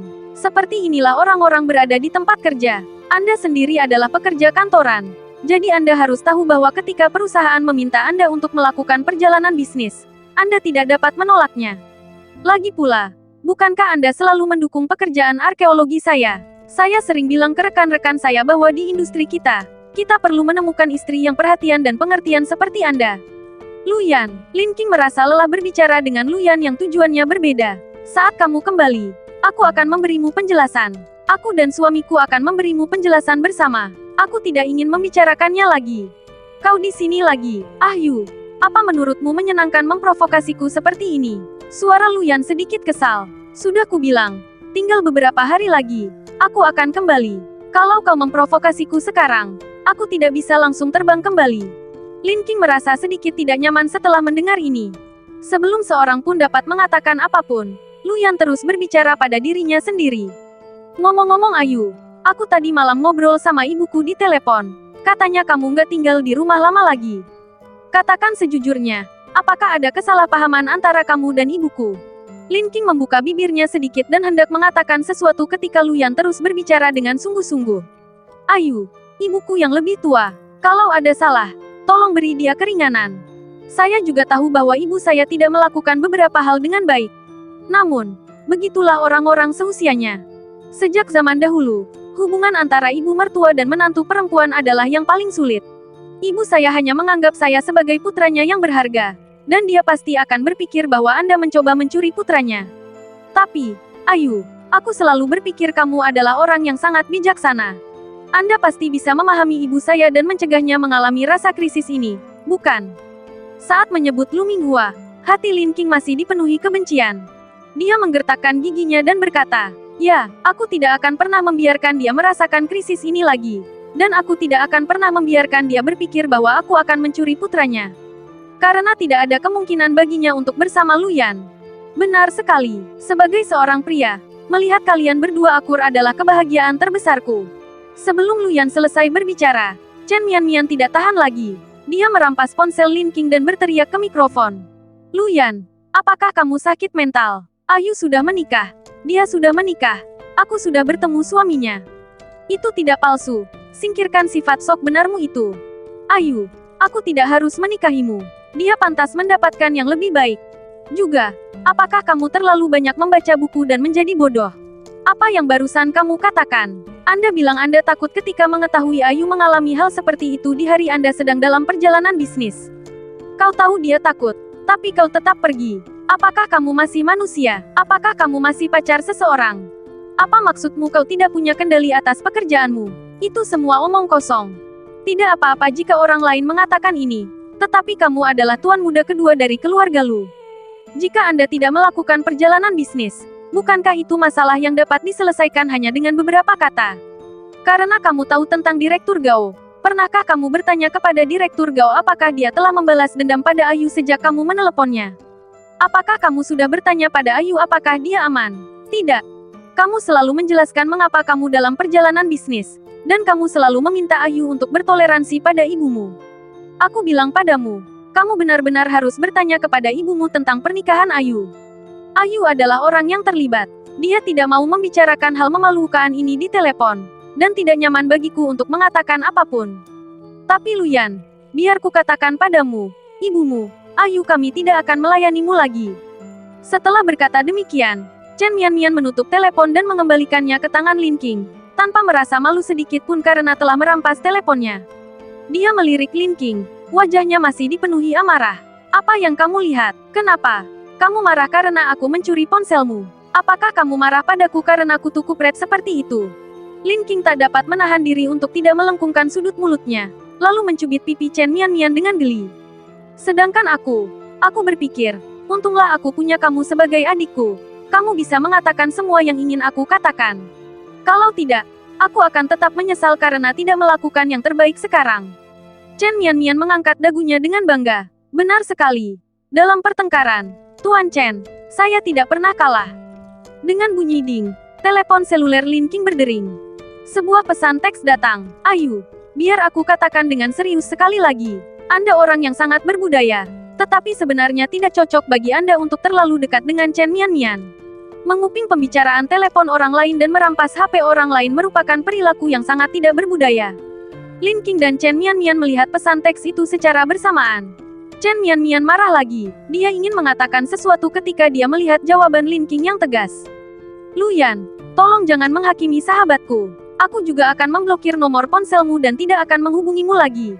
Ketika Anda kembali ke Jiangcheng, saya perlu memberi Anda penjelasan. Sampai jumpa di rumah lama. Setelah mengirim pesan WeChat, Lin Qing dengan cepat memblokir nomor ponsel Luyan. Chen Mian mengacungkan jempol padanya. Bagus, gampang sekali. Makanan ini saya yang bayar. Chen Mian membayar tagihan dan keduanya keluar dari restoran. Chen Mian menyarankan berjalan-jalan terlebih dahulu untuk membantu mencerna makanan. Namun setelah melangkah beberapa langkah, Chen Mian tiba-tiba terkejut ketika pandangannya tertuju pada sosok yang duduk di kursi roda. Ayu, bukankah itu suamimu? Lin Qing melihat ke arah yang ditunjuk Chen Mian dan melihat Zhou Nan mendorong Lu Sun ke toko tas wanita. Tak lama kemudian, Luo Jiaren juga masuk. Chen Mian mengerutkan kening dan berkata kepada Lin Qing dengan suara rendah. Ayo pergi dan melihat ke balik pilar besar di sana. Kebetulan ada patung besar berbentuk manusia di sebelah toko, dan di sebelahnya ada pilar marmer yang sangat tebal. Di belakang pilar ada kursi besi untuk beristirahat. Keduanya berjalan mendekat dan duduk, tepat pada waktunya untuk mengintip dan menguping apa yang sedang terjadi di toko. Lin Qing juga sedikit penasaran, jadi dia menyetujui usulan Chen Mian. Mereka berdua berjalan diam-diam di belakang pilar dan duduk. Pada saat ini, Luo Jiaren sedang berjalan ke toko merek terkenal dengan penuh semangat. Dia baru saja menerima pesan WeChat dari saudara perempuannya pagi ini, yang mengatakan bahwa Lu Sun membeli cincin berlian senilai puluhan juta untuk Lin Qing. Dia sangat iri. Dia terus berdoa dalam hatinya, memohon kepada dewa agar memberinya kesempatan untuk bertemu Lu Sun secara kebetulan. Tapi aku tidak menyangka kalau aku benar-benar akan bertemu dengannya saat aku berbelanja di mall pada siang hari. Luo Jiaren berpura-pura berjalan ke dalam toko seolah-olah sedang berbelanja, dan ketika sampai di ventilasi, dia berkata dengan suara manis. Oh, Mengapa pemanas di sini begitu panas? Sambil berbicara, dia tentu saja menanggalkan mantel bulunya yang panjang, hanya memperlihatkan rok putihnya yang diberi payet. Rok itu memiliki tali yang sangat tipis dan desain berpotongan rendah, sehingga sedikit kemiringan memperlihatkan area badannya yang besar. Roknya juga sangat pendek, memperlihatkan sepasang kaki yang panjang dan indah. Rok ini adalah rok tempur Luo Jiaren. Dia sering memakainya untuk pergi ke klub malam dan nongkrong di berbagai toko terkenal, dengan harapan dapat menggunakannya untuk berhubungan dengan pria kaya. Saya tidak menyangka akan bertemu Lu Xun hari ini, dan dia sangat berguna. Melihat ini, Chen Mianmian mengepalkan tangannya. Sungguh tidak tahu malu, suhu di luar Jiangcheng sekarang 8 derajat Celcius. Siapa yang ingin dirayu adik perempuan Tuan Luo dengan cara telanjang seperti ini? Mengapa tidak menanggalkan saja semua pakaiannya? Akan lebih baik. Ekspresi Lin Qing juga sedikit gelap. Hanya ada dua pria di toko mewah ini, Lu Xun dan Zhou Nan. Tujuan tindakan Luo Jiaren sangat jelas. Dia pasti menargetkan kedua orang ini. Dilihat dari karakter teman-teman Lin Miao Miao, kemungkinan besar mereka menargetkan Lu Xun. Luo Jiaren sama sekali tidak menyadari bahwa setiap gerakannya dilihat oleh Lin Qing. Berpura-pura melihat tasnya selama beberapa detik dan kemudian berjalan menuju Lu Xun. Dia dengan sengaja memperhitungkan jarak, pergelangan kakinya terkilir, berteriak, "Aduh," dengan hati-hati, dan kemudian langsung jatuh ke pelukaan Lu Xun. Ada sedikit rasa bangga di sudut mulutnya, dan dia sangat percaya diri dengan sosok mudanya. Dia hanya tidak percaya bahwa jika dia berpakaian seperti itu dan jatuh ke pelukaan seorang pria, pria itu tidak akan tergerak. Luo Jiaren menutup matanya dan terjatuh dengan damai. Dia tampaknya dapat membayangkan adegan Lu Xun membelikannya sebuah tas. Membeli cincin berlian senilai 10 juta untuk Lin Qing dan menghabiskan beberapa ratus ribu untuk diri sendiri bukanlah masalah, bukan? Melihat ini, Chen Mianmian begitu bersemangat hingga dia hampir bergegas keluar, tetapi Lin Qing dengan tenang menghentikannya. Dia ingin melihat apa yang akan dilakukan Lu Xun. Pada saat ini, Lin Qing khawatir dan melihat. Tepat sebelum Luo Jiaren hendak jatuh ke arah Lu Xun, Lu Xun dengan cepat memutar kursi rodanya agar menjauh dari rancangan Luo Jiaren. Wah, Luo Jiaren langsung jatuh ke tanah. Suaranya sangat menyakitkan, dan membuat Lin Qing dan Chen Mianmian sangat kesal. Pada saat ini, Zhou Nan menatapnya dengan waspada. "Siapa kamu? Mengapa kamu menyerang tuan ketiga?" Sambil berbicara, dia meminta sepasang sarung tangan sekali pakai kepada pramuniaga, memakainya, dan segera memborgol Luo Jiaren yang tergeletak di tanah, dengan satu tangan di belakang punggungnya, dan mendudukkannya di tanah. "Katakan padaku, siapa yang mengirimmu untuk menyerang Master San?" Luo Jiaren merasakan begitu banyak rasa sakit di sekujur badannya, dan salah satu tangannya diikat di belakang punggungnya. Dia hampir ingin mengumpat. Apa macam pikiran yang sedang dipikirkan orang ini? Siapa yang berpakaian seperti ini dan menyerang seseorang? Tetapi dia masih berpikir untuk merayu Lu Xun, jadi dia tidak mengumpatnya keras-keras. Setelah beberapa saat, dia berkata dengan lembut, "Tuan Lu, apakah Anda tidak mengingat saya? Saya adalah adik perempuan dari rekan kerja Suster Yu. Saya pernah ke rumah Anda sebelumnya." "Oh," Lu Xun menanggapi dengan acuh tak acuh, sambil fokus pada tas di tangannya. Melihat ini, Luo Jiaren berteriak beberapa kali lagi dengan suara genit. "Ah, sakit, sakit." Dia memanggil dengan suara menggoda dengan sedikit rayuan yang disengaja di dalamnya, dan pramuniaga itu memutar matanya saat mendengarnya. Luo Jiaren tahu bahwa para pria akan tertipu oleh trik ini. Setelah berteriak beberapa kali, dia menatap Lu Xun dengan bulu mata yang bergetar. "Kakak Lu, pergelangan kakiku terkilir. Aku benar-benar tidak bermaksud menyerangmu. Bisakah kau meminta anak buahmu untuk melepaskanku?" Lu Xun mengangkat tangannya tanpa ekspresi, dan Zhou Nan melepaskan Luo Jiaren. Dia melepas sarung tangan sekali pakainya dengan jijik di depannya dan membuangnya ke tempat sampah. Ekspresi wajah Luo Jiaren membeku dan dia menatap Zhou Nan diam-diam. Lagi pula, dia adalah wanita cantik yang suka nongkrong di klub malam, dan dia tidak pernah dibenci seperti ini. Pria normal tidak tahu cara menghargai. Sambil menahan keluhannya, Luo Jiaren berjalan ke arah Lu Xun dengan antusias. "Kakak Lu, apakah kamu ingin memilih tas untuk Kakak Yu? Karena kita sangat beruntung bisa bertemu hari ini. Mengapa aku tidak merekomendasikan beberapa tas yang cocok untuk usia Kakak Yu dari sudut pandang wanita?" Sambil berbicara, Luo Jiaren menunjuk ke sebuah tas secara acak. "Yang ini, cocok untuk apa saja. Sangat cocok untuk saudari Yu." Lu Xun menatap tas yang ditunjuk Luo Jiaren, lalu menatap Luo Jiaren dengan dingin.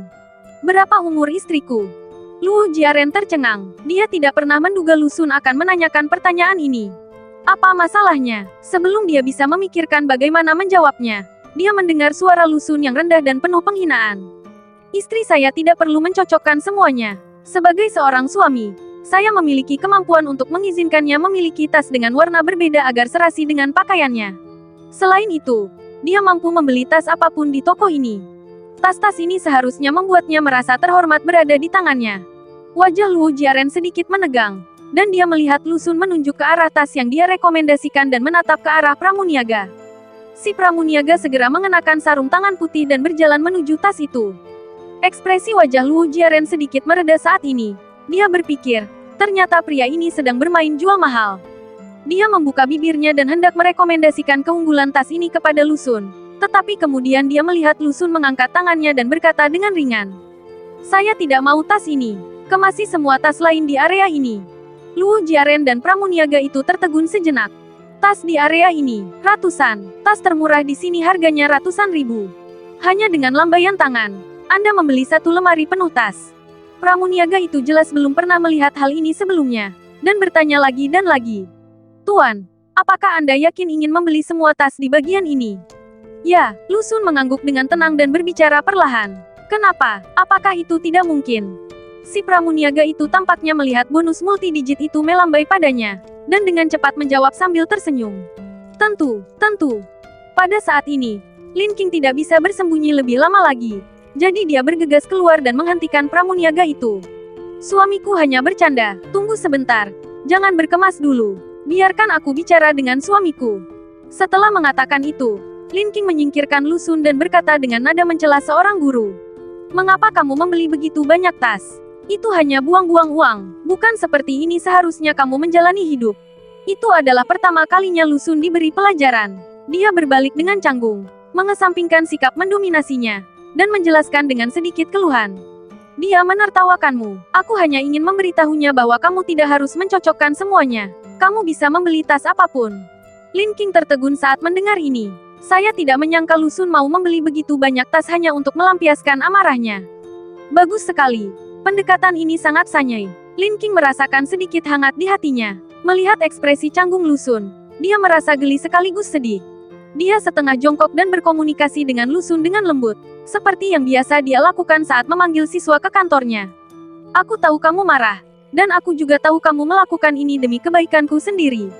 Namun, jika kita ingin menjalani hidup, kita tidak bisa sekeras kepala kamu. Uang harus dibelanjakan dengan bijak." Lin Qing tidak melupakan perkataan Lu Xun sebelumnya, bahwa dia sedikit kekurangan uang akhir-akhir ini dan akan menebus uang pertunangannya nanti. Lu Xun berkata dengan cemberut, "Jika aku jadi kamu, aku akan menghancurkan seluruh toko." "Lin Qing, lagi pula, aku tidak ingin hidup." Ketika Lin Qing mendengar ini, matanya langsung terbelalak. "Saya ingin mendapatkan pacar. Teman saya mengajarkan saya bahwa jika saya mengiriminya sekantong tas setiap hari, saya dapat memenangkan hatinya." Lin Qing merasa marah sekaligus geli, berpikir, betapa buruknya teman-teman mereka ini. Pada saat yang tepat, Lu Xun mengedipkan mata pada Zhou Nan. Zhou Nan bergegas mendekat dan merendahkan suaranya, lalu berkata, "Nyonya, toko ini sebenarnya milik Tuan Duan. Tas-tas di sini relatif berharga, bahkan tas bekas pun sangat berharga. Tuan Duan berutang pembayaran proyek kepada Tuan San dan menolak untuk membayarnya kembali. Tuan San juga ingin mendapatkan kembali sebagian kerugiannya." Ketika Lin Qing mendengar bahwa tas-tas di sini sangat berharga, dan teringat akan kesombongan Duan Xiaobai sebelumnya, dia langsung menegakkan punggungnya dan berkata kepada pramuniaga, "Tolong kemas semua yang baru saja aku katakan, dan kemas juga tas-tas di sana." Luo Jiaren membelalakan matanya. Dia benar-benar tercengang. Hasil komunikasi pasangan itu adalah membeli tas di sana juga. Luo Jiaren hampir menjadi gila karena cemburu. Dia merasa penampilan manis Lu Xun dan Lin Qing menjengkelkan, jadi dia berjalan keluar toko dengan tenang. Melihat ini, Chen Mian berteriak, "Hei, apakah ini saudara perempuan Tuan Luo? Apakah kamu menjatuhkan sesuatu?" Luo Jiaren mempercayainya dan menoleh untuk melihat ke tanah, hanya untuk menemukan bahwa tidak ada apa-apa di tanah.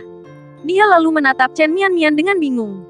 Chen Mian tertawa terbahak-bahak, "Wajahmu berserakan di lantai. Mengapa kamu tidak membersihkannya sebelum pergi?"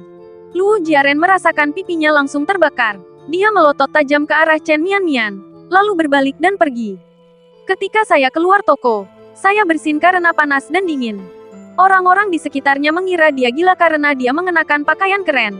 Dari mana datangnya wanita yang tidak tahu malu seperti itu, mengenakan rok suspender di tengah musim dingin? Luo Jiaren segera mengenakan mantel bulunya dan melarikan diri. Chen Mian merasa sangat bahagia. Lu Sun tidak bisa menahan senyum. Lin Qing mengira dia sedang mengolok-olok Luo Jiaren, dan bertanya dengan heran. Apa yang kamu tertawakan? Senang. Lu Sun mengangkat alisnya sedikit. Senang.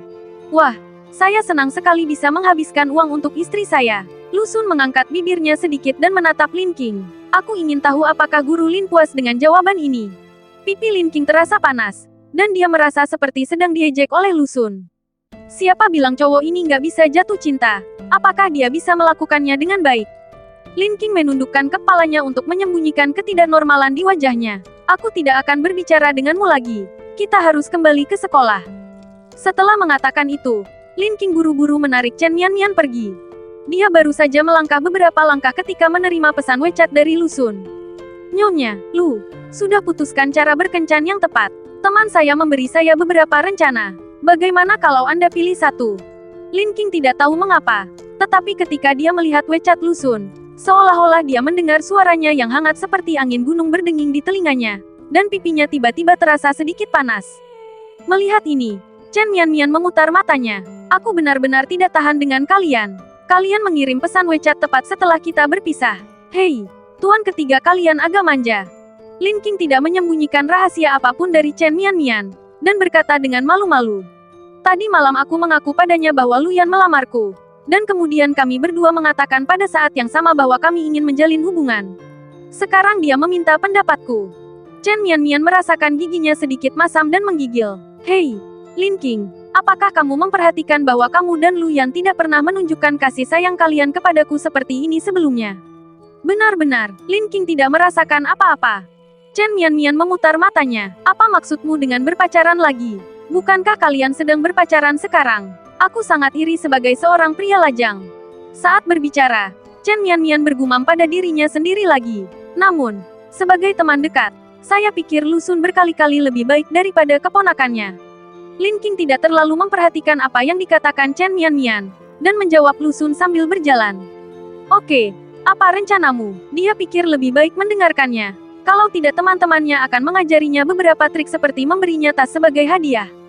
Lu Sun dengan cepat menjawab. Temanku berkata bahwa berkencan dimulai dengan mengenal satu sama lain. Ada beberapa pilihan untuk memahami. Kencan buta. B. Percintaan daring. C. Pertemuan di tengah hujan. D. Pertemuan di kampus. E. Makan malam bersama teman. F. Berpartisipasi dalam kegiatan luar ruangan. Lin Qing melihatnya sekilas dan mempertimbangkan kondisi kaki Lu Sun. Akhirnya memilih yang lebih bisa diandalkan. Ayo kencan buta. Lu Sun, baiklah. Kalau begitu Nona Lin, sampai jumpa di acara makan malam di tepi danau jam 7 malam ini.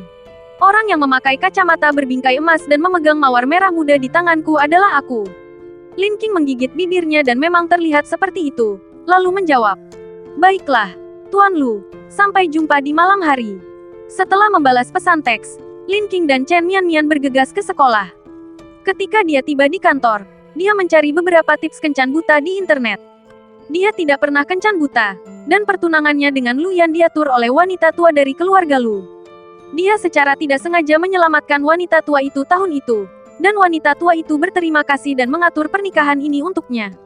Saat kuliah, Luyan berinisiatif mengajaknya kencan. Pertama kali kami bertemu adalah di Institut Arkeologi. Luyan memperkenalkan banyak peninggalan budaya yang menarik padanya dan tidak merasa malu. Karena ini adalah pertemuan resmi pertamanya dengan Lu Sun, Lin Qing pikir akan menjadi ide bagus untuk melakukan beberapa persiapan. Di sisi lain, setelah Lin Qing meninggalkan toko terkenal itu, Zhu Hunan pergi untuk membayar tagihan dan kemudian mendorong Lu Sun pergi. Tuan ketiga, wanita tadi bernama Luo Jiaren. Dia adalah gadis yang ingin bertemu denganmu terakhir kali ketika dia pergi ke rumah sakit. Dia juga yang mengirimimu video lamaran tuan muda kedua. Ya, Lu Sun menjawab dengan tenang. Carilah seseorang untuk mengawasinya dan memastikan dia tidak menyakiti nyonya itu. Ah, Zhu Hunan tampak sedikit terkejut. Tidak akan menyelesaikannya. Lu Sun mengetuk sandaran tangan kursi roda dengan buku-buku jarinya yang ramping tanpa sadar dan berbicara dengan suara santai. Belum, lagi pula. Dia adalah seseorang yang dikenal istriku melalui lingkaran pertemanannya. Aku tidak ingin bersikap berlebihan. Dia mungkin akan takut. Lagi pula, Aku harus meninggalkan kesan yang baik pada istriku. Setelah jeda, Lu Xun menambahkan, cari seseorang untuk menghajarnya, jika dia masih ingin mendatangiku. Ketika ada kesempatan, kita bisa mendorong bidak catur ini keluar. Zhu Hunan segera memahaminya. Yang dimaksud oleh guru ketiga adalah bahwa dia belum menemukan cara yang tepat untuk menghadapi orang ini. Ketika ada kesempatan yang tepat untuk membersihkan dirinya dari semua tuduhan, dia akan mendorongnya sampai mati. Belajar sesuatu. Belajar sesuatu. Dia memang seekor rubah tua yang cerdik. Juga, saya baru saja menerima kabar bahwa tim arkeologi hanya memiliki beberapa pekerjaan finishing yang tersisa. Dan Luyan tampaknya berencana untuk meminta cuti dari lembaga tersebut. Dan, jika dia tidak dapat mengambil cuti, Luyan akan kembali dalam waktu kurang dari seminggu paling lama. Begitu cepat, bukankah mereka bilang akan memakan waktu 3 bulan? Lu Xun tercengang. Ya, awalnya makam itu adalah makam kembar para kaisar. Sekarang satu makam sudah dikembangkan. Dan makam inti lainnya tidak bisa dimasuki. Konon katanya sulit dan kesenjangan pendanaannya relatif besar. Lembaga itu khawatir setelah investasi besar, makam itu akan rusak. Jadi lembaga itu memutuskan untuk tidak melakukan penelitian mendalam untuk sementara waktu. Lu Xun mengerutkan kening dan berkata dengan tegas, pikirkan cara segera. Temukan orang yang tepat untuk berinvestasi dalam proyek tersebut. Temukan bakat luar biasa untuk diperkuat. Dan tunda Luyan dengan cara apapun. Zhu Hunan menjawab, ya. Mata panjang Lu Xun di balik kacamata berbingkai emasnya penuh dengan konsentrasi. Dia tidak boleh membiarkan Luyan kembali lebih awal dan mengganggu mereka. Luyan tidak bisa kembali sebelum dia sepenuhnya memenangkan hati Lin Qing. Zhu Hunan mengirim Lu Xun kembali ke kantor. Pada pukul 3 sore, Lu Xun memanggil semua eksekutif senior terpercaya di kantor pusat ke ruang konferensi perusahaan kumuh itu dan mengadakan rapat darurat secara rahasia. Orang-orang ini semuanya orang-orangnya Tuan Ketiga. Mereka tiba-tiba dipanggil bersama dan merasa gembira dan gugup. Tuan San tiba-tiba meminta kita datang ke sini. Pasti ini proyek besar. Pasti begitu. Tuan Ketiga masih bekerja keras dan mempertaruhkan nyawanya untuk memanggil kita ke sebuah rapat. Ini pasti proyek bernilai miliaran dolar. Para eksekutif datang ke ruang konferensi yang kumuh. Tetapi hati mereka mendidih karena kegembiraan. Saya merasa siap melakukan sesuatu yang besar. Begitu mereka duduk, Lu Xun, yang duduk di kursi utama, bertanya, ceritakan padaku tentang kencan buta kalian. Ceritakan satu persatu. Semua eksekutif memiliki tanda tanya di kepala mereka. Pada saat ini, seorang eksekutif diam-diam menarik eksekutif lain ke dalam grup WeChat dan mengirim pesan kepada mereka. Jawablah dengan hati-hati.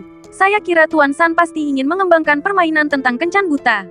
Kencan buta adalah topik yang sangat hangat saat ini. Ya. Pasti begitu. Masalah menjadi lajang memang menjadi topik sosial saat ini. Proyek ini menjanjikan. Kebanyakan eksekutif adalah pria berusia 40-an atau lebih. Pada saat ini, semua orang berbagi pengalaman mereka. Dan Lu Xun dengan hati-hati mencatatnya satu persatu. Lihat, Master San begitu serius dan masih mengatakan itu bukan proyek besar. Di sisi lain, rumah Teh Bai Wei, seorang pria muda, berusia sekitar 27 tahun, masuk ke dalam kotak dengan pakaian mencolok. Dia adalah Wu Haotian, kepala perusahaan Baili dan keponakan jauh Lu Minghua. Wu Haotian berjalan memasuki kotak itu dengan ekspresi kutu kupret di wajahnya. Melihat wajah Lu Minghua yang sangat jelek, dia segera menuangkan secangkir teh untuknya dan berkata, Bibi, siapa yang menyinggungmu? Lu Minghua tidak menjawab, tetapi bertanya, mengapa kamu memintaku keluar? Wu Haotian menghela napas dalam-dalam. Apalagi yang bisa kulakukan? Aku hanya berterima kasih kepada bibiku karena mengingatkanku untuk mencari kambing hitam sebagai perwakilan hukum. Kalau tidak, aku pasti sudah dipenjara sekarang. Namun, aku tidak bisa menarik investasimu sebesar 10 juta sekarang. Lu Minghua melirik Wu Haotian dan menyadari bahwa dia tidak tahu bahwa dialah yang menyebabkan perusahaannya ditutup. Jadi dia berkata dengan murah hati. Lupakan saja. Bukankah aku tahu seperti apa situasi keluargamu? Tidak mudah untuk memulai bisnis dan kamu masih mengalami hal ini.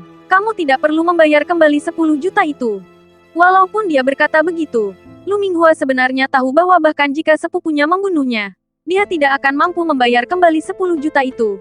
Jadi sebaiknya dia membantunya. Ketika Wu Haotian mendengar ini, matanya tiba-tiba menjadi cerah. Bibi masih sangat saleh. Bibi, jika kamu membutuhkan bantuanku di masa depan, katakan saja padaku. Aku pasti akan membantumu. Ketika Lu Minghua mendengar ini, wajahnya berseri-seri karena kegembiraan. Dia tidak menyangka akan mendapat keuntungan tak terduga seperti itu. Jadi, Dia berkata dengan malu. Sejujurnya, bibiku memang sakit kepala akhir-akhir ini. Bibi, katakan saja, Lu Minghua dan Wu Haotian adalah orang yang sama. Jadi dia tidak menyembunyikan apapun darinya dan langsung memberitahunya tentang rencananya untuk menjebak Lin King. Yang menggangguku sekarang adalah Ayan sudah kembali dan aku tidak tahu bagaimana cara mengadu pada wanita jalang ini. Wu Haotian mengangkat bibirnya dan tersenyum. Bukankah ini mudah, Bibi? Serahkan saja padaku. Tidak mudah membuat seorang wanita patuh. Benarkah? Apakah kamu punya ide bagus? Tidur dengannya, merekam video, dan menggunakannya untuk mengancamnya. Aku tidak percaya dia berani bergosip tentangnya saat Luyan kembali. Wajah Lu Minghua menjadi gelap, dan dia berkata dengan malu, ini tidak bagus.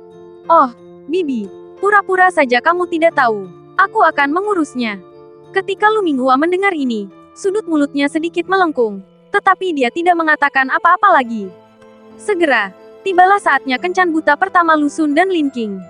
Lu Xun berganti penampilan, membeli beberapa mawar merah muda, dan menunggu di restoran setengah jam sebelumnya. Setelah pulang kerja, Lin King kembali ke apartemen untuk berganti pakaian. Ketika aku membuka lemari pakaian, aku mendapati pakaian-pakaian yang diberikan Lu Xun kepadaku. Mulai dari mantel, sweater, hingga rok, semuanya digantung berdasarkan kategori dan disusun dari warna gelap ke terang, yang sungguh penuh perhatian. Namun pada sisi pakaian tersebut, ada beberapa bagian yang berbeda dari gaya bermartabat tersebut. Ada beberapa rok dengan warna dan motif yang cerah. Lin King mencoba salah satu gaun bermotif bunga dan mendapati keindahannya yang tak terduga. Dia kemudian mengenakan mantel kasmir dan bersiap untuk pergi ke tempat janji temu. Sebelum meninggalkan rumah, dia melirik parfum pemikat pria yang diberikan Chen Mian, menyemprotkannya beberapa kali lagi, lalu keluar dengan wajah merah. Saya berpikir dalam hati, tampaknya memang begitulah adanya. Saat memasuki restoran yang disepakati, Lin King melirik sekelilingnya dan segera melihat Lu Xun duduk di bilik dekat jendela, memegang gelas di satu tangan dan meletakkan tangan lainnya di atas meja. Postur badannya tampak santai, tetapi siapapun yang jeli dapat melihat bahwa dia berbeda dari tamu lain di restoran itu dan memancarkan aura bangsawan bawaan. Lin King sedikit linglung dan jantungnya berdetak lebih cepat. Mengapa aku tidak menyadari bahwa paman ketigaku Luyan sangat tampan sebelumnya? Pada saat ini, Lu Xun sedang melihat ke arah pintu masuk. Ketika dia melihatnya, matanya tampak sedikit bergetar.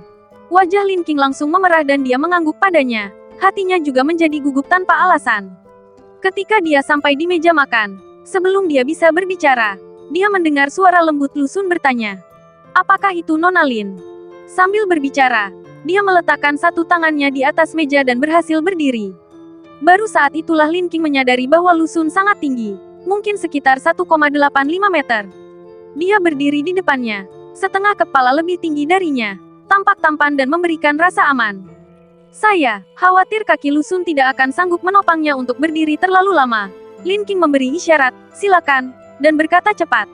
Tuan Lu, silakan duduk. Saya dengar dari pengantar bahwa kaki Anda tidak nyaman. Ia berpikir dalam hati, jika ia menampilkan pertunjukan yang bagus, Lu Xun mungkin akan menganggapnya seorang wanita yang perhatian. Benar kan? Tetapi begitu suara itu berakhir, wajah Lu Xun menjadi gelap. Zhou Nan, yang duduk di belakang bilik dan melihat kursi roda, menutup mulutnya dan hampir tertawa terbahak-bahak. Dia dapat membayangkan sepenuhnya betapa gelapnya wajah tuan ketiga saat ini. Tadinya aku mau pamer di depan istriku, tapi tak disangka, istriku malah membeberkan masalah kakiku. Haha, kamu pantas mendapatkannya. Setelah Lin King duduk, dia menyadari bahwa Lu Xun tampak tidak senang, dan bertanya dengan bingung. Tuan Lu, ada apa? Lu Xun menahan emosinya, masih ingin meninggalkan kesan yang baik pada Lin King, jadi dia mencoba mengangkat sudut mulutnya.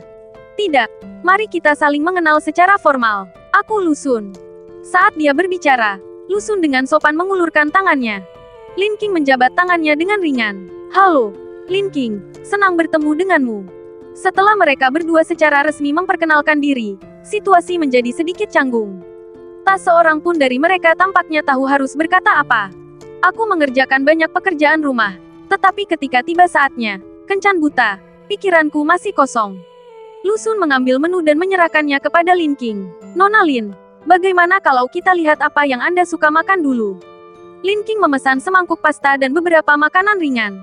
Setelah memesan, mereka berdua tiba-tiba terdiam lagi. Tatapan mereka bertemu, dan mereka berdua tiba-tiba tertawa terbahak-bahak. Dulu saya pernah mendengar rekan kerja mengatakan bahwa kencan buta itu memalukan. Tapi ternyata tidak. Lin Qing bercanda. Lu Xun meminta maaf dengan sopan. Alasan mengapa Nona Lin merasa malu pasti salahku. Aku tidak siap dan membuat Nona Lin malu. Bagaimana kalau begini? Jika Nona Lin punya sesuatu yang ingin dia ketahui tentangku, dia bisa bertanya terlebih dahulu. Lin Qing berpikir sejenak dan bertanya, Tuan Lu, apa saja persyaratan Anda untuk calon pasangan Anda? Setelah mengajukan pertanyaan itu, Zhu Hunan berkeringat dingin untuk Lu Xun. Ini bukan pertanyaan yang mudah untuk dijawab. Tampaknya terlalu palsu untuk mengatakan bahwa tidak ada persyaratan. Saya dapat mengatakan bahwa saya punya permintaan, tetapi saya khawatir saya tidak dapat menjawab hal yang diinginkan istri saya. Anda sungguh layak menjadi guru bahasa Mandarin. Pertanyaan ini mungkin lebih rumit. Hahaha. Lu Xun memikirkannya, dan adegan pertemuan pertama mereka muncul dalam benaknya, dan dia terkekeh.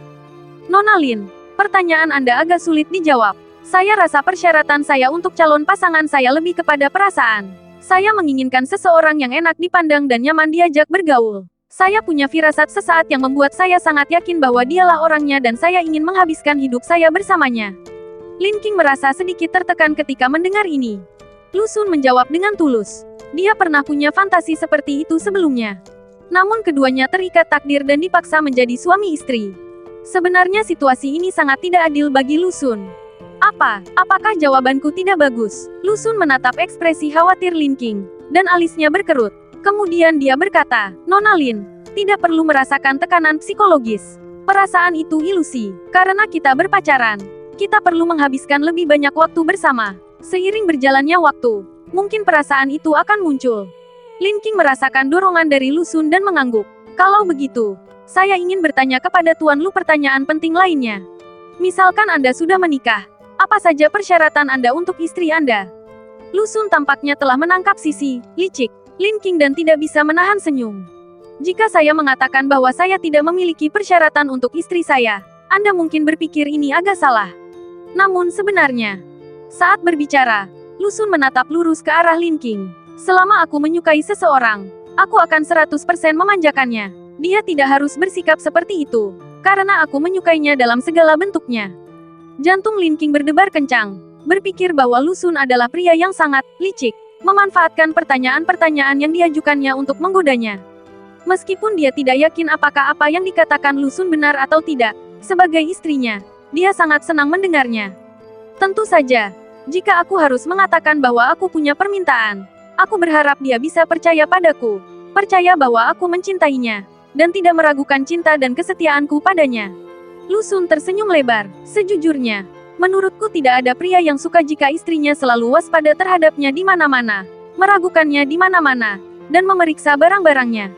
Lin Qing mengangguk tanda setuju. Tampaknya dia benar-benar meremehkan tuan ketiga yang 5 tahun lebih tua darinya.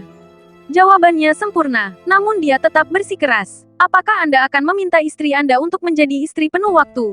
Jika karir istri Anda berbenturan dengan mengasuh dan membesarkan anak, bagaimana Anda akan mengatasinya? Setelah mengajukan pertanyaan itu, pandangan mata Lu Xun semakin dalam. Dia sebenarnya agak senang telah mengatur kencan buta ini. Ternyata gadis ini memiliki banyak ketidakpastian tentangnya dan tidak merasa cukup aman. Kebetulan saja bahwa kesempatan untuk memulai hubungan baru ini dapat membantu kita membangun perasaan dan kepercayaan kita sendiri. Ada apa? Lin Qing tiba-tiba merasa bersalah ketika Lu Xun menatapnya seperti itu. Ini memang pertanyaan-pertanyaan yang ingin ditanyakannya. Tidak ada apa-apa, Lu Xun menatapnya sambil tersenyum. Karena kamu menanyakan hal ini padaku, tiba-tiba aku ingin mengatakan beberapa patah kata kepada calon istriku. Aku ingin memberitahu calon istriku bahwa tidak peduli ia ingin menjadi orang seperti apa, aku akan menyetujuinya dan mendukungnya. Dia ingin menjadi ibu rumah tangga penuh waktu dan saya akan mendukungnya. Sebagai seorang laki-laki, saya akan berusaha sekuat tenaga untuk mencukupi kebutuhan sehari-hari keluarga dan memberinya kehidupan yang stabil. Sebaliknya, jika dia ingin meneruskan karirnya, saya akan mendukung dan membantunya dengan segenap kemampuan dan sumber daya yang saya miliki. Saya menghormati setiap gaya hidup yang diinginkannya dan saya menghormati pilihan hidup yang berbeda yang ia buat pada berbagai tahap kehidupannya. Menurutku, menikah dengan seseorang itu artinya hidup bersama dan mencapai tujuan bersama, bukan meminta orang lain berkorban demi kepuasan diri sendiri. Mengenai apa yang Anda katakan tentang memiliki bayi yang berbenturan dengan karir Anda, Itu berarti kehamilan belum cocok untuk dimasukkan dalam agenda dan Anda dapat menunggu sedikit lebih lama. Untuk urusan mengurus anak, saya rasa saya tidak bisa berkata bahwa saya sanggup mengurus mereka sepenuh waktu. Tetapi saya akan berusaha sekuat tenaga membantu mengurus mereka. Dan dengan kekuatan finansial saya bisa menyewa pengasuh untuk membantu mengurus mereka dan mengurangi beban calon istri saya. Saya ingin tahu, bagaimana Bu Lin menilai jawaban saya? Lin Qing benar-benar tercengang. Dia tidak pernah menyangka Lu Xun akan menjawab seperti ini. Jawaban ini tepat sekali dengan apa yang saya maksud. Dia benar-benar kekasih impianku. Dia bertanya pada dirinya sendiri, jika Lu Xun benar-benar dapat melakukan semua ini, dia pasti akan mengalahkan Lu Yan. Chen Mianmian bahkan pernah bercanda dengannya bahwa Lu Yan mungkin masih melakukan arkeologi saat ia melahirkan. Setelah berpikir sejenak, Lin Qing menjawab dengan murah hati, "Saya memberi Anda nilai penuh. Sekarang giliran Tuan Lu untuk mengajukan pertanyaan kepada saya." Lu Xun tersenyum dan berkata, "Pertanyaan yang sama. Pertanyaan yang sama seperti Nona Lin." Lin Qing tertegun sejenak dan menemukan bahwa Lu Xun juga sangat licik. Tetapi karena orang lain sudah menjawab, dia memikirkannya dan memutuskan untuk menjawab dengan serius. "Aku ingin menemukan seseorang yang benar-benar berbeda dari ayahku." Lu Xun tercengang ketika mendengar ini. Lin Qing melengkungkan sudut mulutnya dan menertawakan dirinya sendiri. "Aku pernah membahas topik ini dengan sahabatku sebelumnya, dan aku mendapat jawaban yang sama. Ayah saya adalah seorang pria yang sangat jantan dan ia sangat peduli dengan reputasinya. Dia selalu memarahi ibuku dan aku. Dari kecil sampai dewasa, dia tidak pernah salah. Dan kita selalu salah. Aku ingin menemukan seseorang yang tidak akan membentakku, yang menghormatiku, dan yang tidak akan pernah menjadi orang pertama yang menyalahkanku ketika terjadi kesalahan. Saya berharap, jika saya terjatuh, suami saya akan bertanya apakah sakit, dan tidak langsung memarahi saya karena tidak berjalan dengan benar. Aku ingin seseorang yang bisa mendengarkan dan menghargai pendapatku, bukan seseorang yang selalu mengatur hidupku dan menyuruhku apa yang harus kulakukan." Lu Xun tahu bahwa Lin Qing berkata jujur, jadi dia berkata dengan suara lembut, "Jangan khawatir, aku tidak akan melakukannya." Lin Qing mengangguk dan bertanya dengan nakal, "Kalau begitu, bolehkah saya bertanya, Tuan Lu, apakah Anda pernah punya pacar sebelumnya?" "Tidak, kalau begitu, saya harus jujur. Dengan Tuan Lu, dulu saya punya pacar selama 3 tahun. Karena pengalaman saya sebelumnya yang gagal, saya menambahkan persyaratan tambahan untuk calon pasangan saya."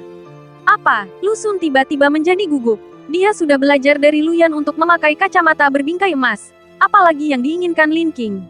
Mungkinkah dia juga ingin belajar arkeologi? Melihat dia sedikit gugup, Lin Qing tersenyum dan berkata, "Saya harap calon suami saya, tidak peduli seberapa sibuknya dia di tempat kerja, dapat meluangkan waktu untuk menemani saya dan anak-anak.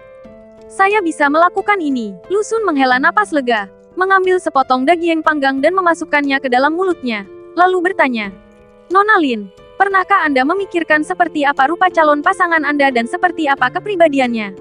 Sambil berbicara, Lu Xun mengangkat kacamata berbingkai emasnya dan bertanya, "Ingin pamer? Misalnya, seorang pria yang memakai kacamata dan sangat sopan." Lin Qing tersenyum dan berkata, "Tuan Lu sangat ingin membiarkan saya menemukan tempat duduk saya, tetapi saya akan mengurangi poin." Lu Xun, namun, Lin Qing masih berpikir serius tentang pertanyaan Lu Xun. Sebenarnya, dia sepertinya tidak menyukai pria berkacamata, kan? Hanya saja Lu Yan kebetulan adalah orang itu. Dibandingkan dengan pria kalem yang memakai kacamata, dia justru lebih menyukai pria yang mendominasi dan aman. Dia nampaknya pernah melihat Lu Xun dari kejauhan pada suatu kesempatan sebelumnya. Saat itu, Lu Xun belum mengalami kecelakaan mobil. Dia bisa berdiri tegak. Dia tidak memakai kacamata. Dan dia berjalan lincah dan sangat mendominasi. Gambar itu cukup bagus, tetapi Lin Qing tidak mau mengatakannya. Kalau tidak, dia akan terlihat seperti gadis yang sedang dilanda cinta. Keduanya mengobrol tentang beberapa hobi. Lu Xun berpikir sejenak dan menjawab, memelihara hewan peliharaan, memancing, membaca, dan mengoleksi barang-barang. "Punya hewan peliharaan? Jenis hewan peliharaan apa yang kamu punya?" "Guguk." "Benar-benar." Mata Lin Qing berbinar. "Saya ingin memelihara guguk saat saya masih kecil. Tetapi miau-miau takut guguk. Jadi keluarga saya tidak mengizinkan saya." "Apakah guguk Anda lucu?"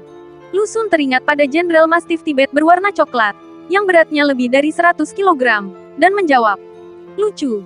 Zhou Nan, yang duduk di kursi belakang, hampir memuntahkan makanannya saat mendengar ini. Lin Qing tiba-tiba menjadi lebih tertarik. "Kalau begitu, Bolehkah aku bertemu dengannya jika aku punya kesempatan? Tentu, Lu Xun pun setuju dan mengirim pesan WeChat kepada Zhou Nan. Suruh seseorang untuk membawa sang jenderal mandi dan menata rambutnya. Pastikan dia terlihat imut. Zhou Nan ingin menangis. Sulit sekali bagiku. Guguk paling ganas di Jiangcheng. Lucu sekali. Setelah berbicara tentang hobi mereka hampir selesai makan. Lu Xun mengeluarkan kode QR WeChat dan menyerahkannya. Lalu berkata dengan sopan.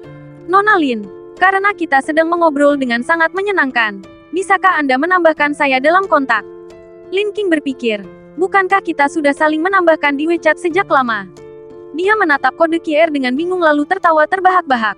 Nama WeChat sebenarnya adalah Xiao San. Lin Qing tidak dapat menahan tawanya. Lu Xun berkata dengan serius. Sudah kupikirkan. Lebih baik memisahkan dua identitas itu. Identitas yang berbeda mengatakan hal yang berbeda. Misalnya. Begitu suara itu berakhir, ponsel Lin Qing berdering. Dia tanpa sadar melihat dan menemukan bahwa Lu Xun telah mengiriminya pesan menggunakan WeChat aslinya. Nyonya, Lu, rok yang kamu kenakan hari ini terlihat bagus. Pipi Lin Qing langsung terasa panas lagi. Dia memindai kode QR, Nyonya, dan menambahkan akun WeChat baru yang didaftarkan oleh Lu Xun, yang tampaknya cukup seksi. Dia menggunakan WeChat milik suaminya untuk menggodanya dan menggunakan WeChat milik selingkuhannya untuk mendekatinya. Bagaimana mungkin Lin Qing tidak tahu Lu Xun begitu cakap sebelumnya?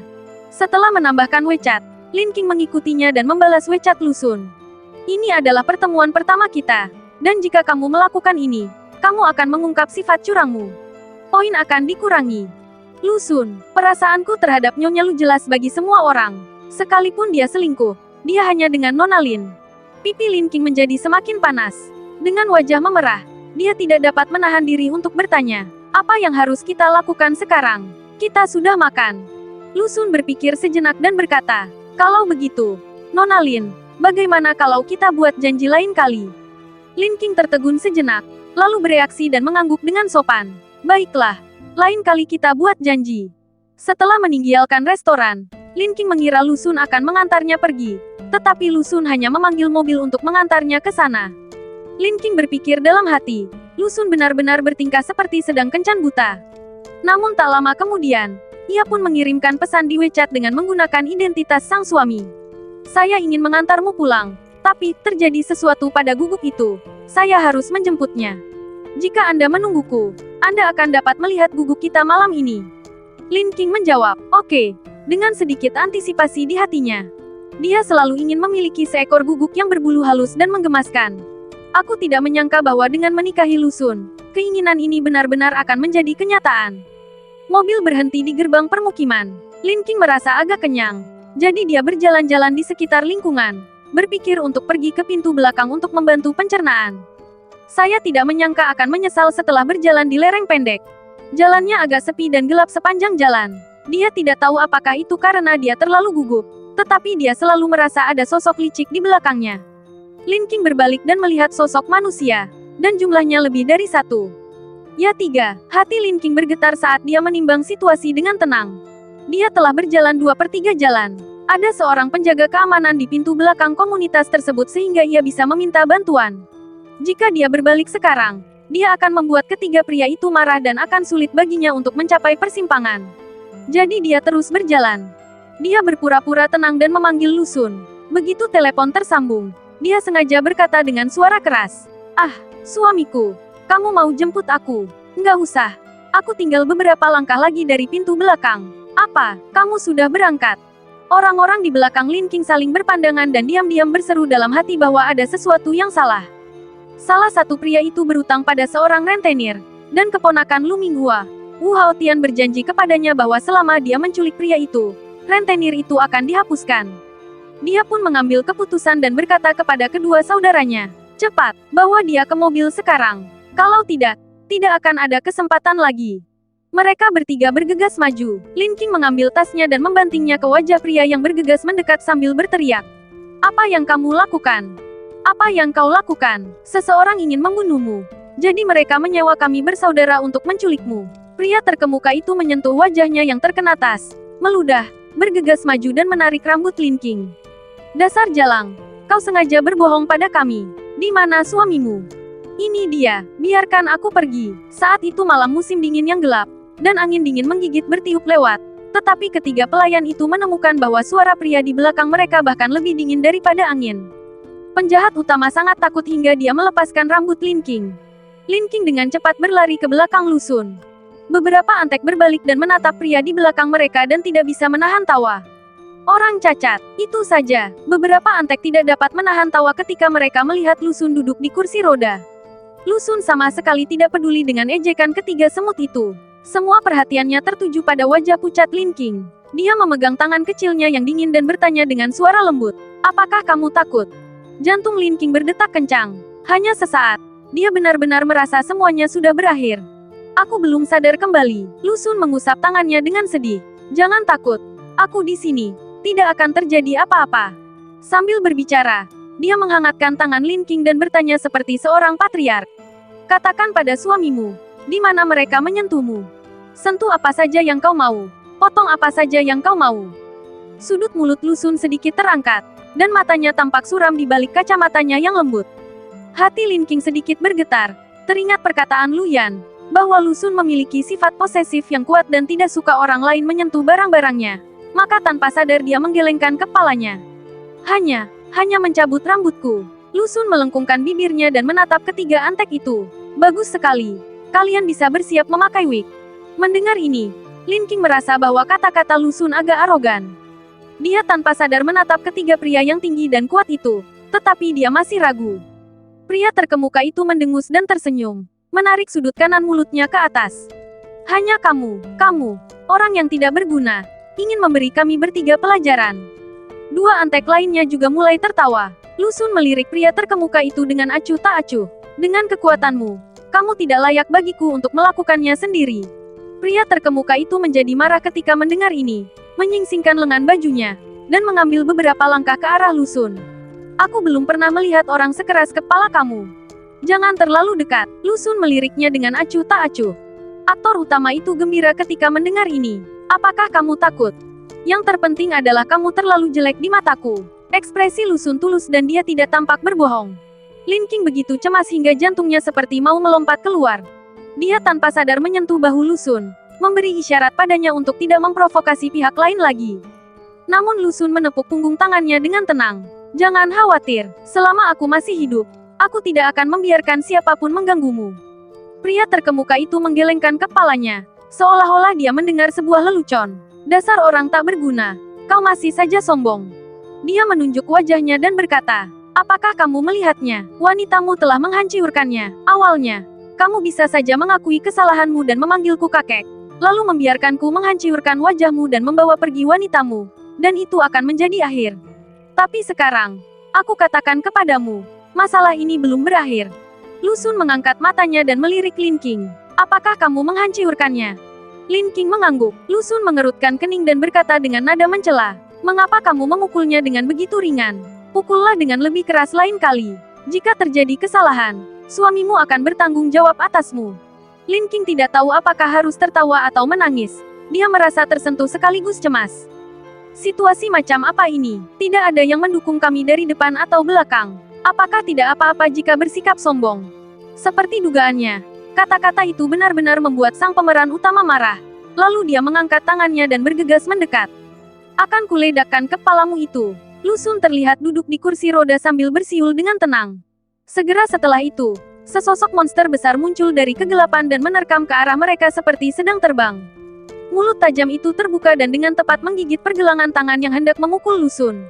Lalu seluruh massa itu jatuh ke arah pria yang memimpin.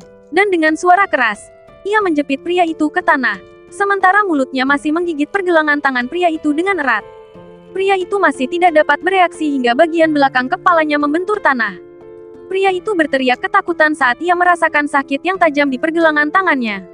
Guguk ah, lelaki itu berusaha matei-mateihan untuk menjabat tangannya. Tetapi sang jenderal memegang pergelangan tangan lelaki itu erat-erat dan mengeluarkan geraman tidak senang lewat hidungnya.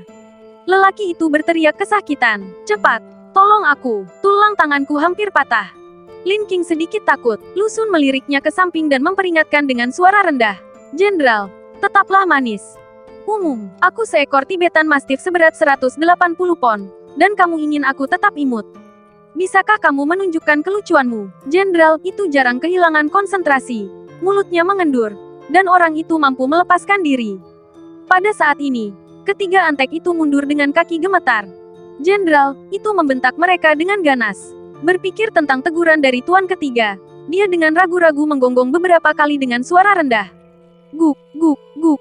Baru sekarang, dengan bantuan lampu jalan, Lin King dapat melihat dengan jelas penampakan guguk besar di depannya. Ia memiliki bulu coklat panjang, badan besar, anggota badan kuat, dan tampak sangat agung. Tetapi untuk beberapa alasan, rambutnya diikat dengan segala macam pita. Kelihatannya janggal sekali. Salah satu antek mencoba berlari kembali dengan ragu-ragu. Jenderal itu merentangkan kaki belakangnya dan menerkam langsung ke arah pria itu, menjatuhkannya. Coba lari lagi, jenderal kita yang cantik akan membuatmu meragukan hidupmu. Ketiga antek itu tampak ngeri. Lucu sekali ini. Sekarang, siapa kakeknya? Kau. Ketiga antek itu hampir menangis. Kamu punya guguk. Kenapa kamu tidak memberitahuku lebih awal? Setelah beberapa saat, Zhou Hunan berlari menghampiri. Tuan ketiga, polisi sudah dipanggil. Mereka seharusnya segera datang. Lu Xun melirik ketiga anteknya dan berkata, jalan saja menuruni bukit dan tunggu polisi di persimpangan. Mengerti? Saya mengerti. Ketiga antek itu mengangguk ketakutan. Melihat bahwa tugasnya telah selesai, sang jenderal dengan gembira berlari menghampiri Lu Xun dan Lin King, sambil mengibas-ngibaskan ekornya dan meminta untuk dibelai. Begitu kepala besar itu mendekat, Lu Xun menepisnya dengan jijik. Baumu seperti orang-orang itu, menjauhlah. Lu Xun menoleh ke arah Zhou Hunan dan berkata, bawa dia ke toko hewan peliharaan. Mandikan dia lagi, tata rambutnya, lalu kirim dia kembali. Jantung Lin King berdebar kencang saat mendengar itu. Tepat seperti yang dikatakan Lu Yan, tuan ketiga dari keluarga Lu tidak suka orang lain menyentuh barang-barangnya, dan dia tidak suka barang-barangnya ternoda oleh bau orang lain. Dia teringat ekspresi Lu Xun saat dia bertanya di mana seseorang menyentuhnya. Suasananya tampak suram, dan dia tiba-tiba merasa gelisah. Bagaimana jika Lu Xun datang sedikit terlambat dan dia dibawa ke tempat lain oleh orang-orang ini? Apakah dia tidak menginginkannya lagi? Lin King menjadi semakin tidak yakin. Beberapa orang di masa lalu mengatakan bahwa tuan ketiga dari keluarga Lu adalah Raja Jiangcheng. Pada saat itu, dia merasa bahwa melayani raja bagaikan melayani harimau. Lu Xun menatap Lin King, tidak mengerti mengapa dia tiba-tiba kehilangan kesadaran. Karena mengira dia masih takut, dia menarik tangannya dan menariknya agar duduk di atas kakinya. Lin King menjerit dan tanpa sadar memeluk leher Lu Xun. Kedua badan hangat itu saling menempel erat, dan mulut Lu Xun melengkung puas. Nyonya Lu, izinkan saya mengantar Anda menuruni bukit. Tidak, itu tidak perlu. Lin King ingin berdiri, tetapi ditahan oleh Lu Xun. Jangan khawatir, kursi roda ini dibuat khusus, memiliki kapasitas menahan beban yang baik, dan sangat cepat dikendarai. Lin King masih berjuang untuk bangun dan berbisik di telinga Lu Xun. Tidak baik, ada begitu banyak orang di sini. Dia benar-benar tidak terbiasa bersikap intim di depan orang luar. Namun Lu Xun adalah orang yang santai dan tidak pernah peduli dengan pandangan orang lain. Dia tersenyum dan menyentuh punggungnya. Ada apa dengan itu? Saat dia berkata demikian, dia menatap Zhou Hunan. Apakah kamu melihat sesuatu? Tidak, aku tidak melihat apapun. Zhou Hunan menoleh ke sisi lain, menepuk kepala beberapa antek dan berkata, ayo, ikuti aku ke bawah. Tidak seorang pun boleh mengintip. Para minion sangat patuh. Dengan kepala mereka dimiringkan ke sisi lain, dan mereka berjalan menuruni lereng satu demi satu. Jenderal, itu juga sangat bijaksana. Dia melihat ke sisi lain dan berjalan menuruni lereng. Lu Xun melingkarkan lengannya di punggung Lin King dengan puas dan berbisik. Nyonya Lu, tidak ada seorang pun di sini sekarang. Telinga Lin King terasa panas, tetapi dia masih merasa sangat malu. Lu Xun menekan tombol maju dan kursi roda itu bergerak tiba-tiba. Awalnya jalannya menurun, dan saat kursi rodanya bergerak maju, Lin King merasa seperti akan jatuh ke depan. Jadi dia segera memeluk leher Lu Xun dengan erat. Lu Xun menikmati pelukan Lin King dan berkata sambil tertawa keras, Nyonya Lu, jangan takut. Suamimu adalah pengemudi yang sangat baik. Benar saja, kursi roda yang terlihat kecil itu sebenarnya dapat bergerak secepat kursi roda elektrik kecil. Angin malam yang bersiul melewati telingaku. Lin King memeluk Lu Xun dengan erat dan merasa sedikit gembira. Saat kursi roda mencapai persimpangan menurun, ia menabrak batu, kehilangan keseimbangan dan terbalik ke satu sisi. Lu Xun segera memeluk Lin King dan mengendalikan kekuatannya untuk membiarkan dirinya terjatuh ke tanah. Melihat ini, Zhou Hunan tertawa terbahak-bahak. Aku menyuruhmu pamer, tapi kamu gagal. Bersambung.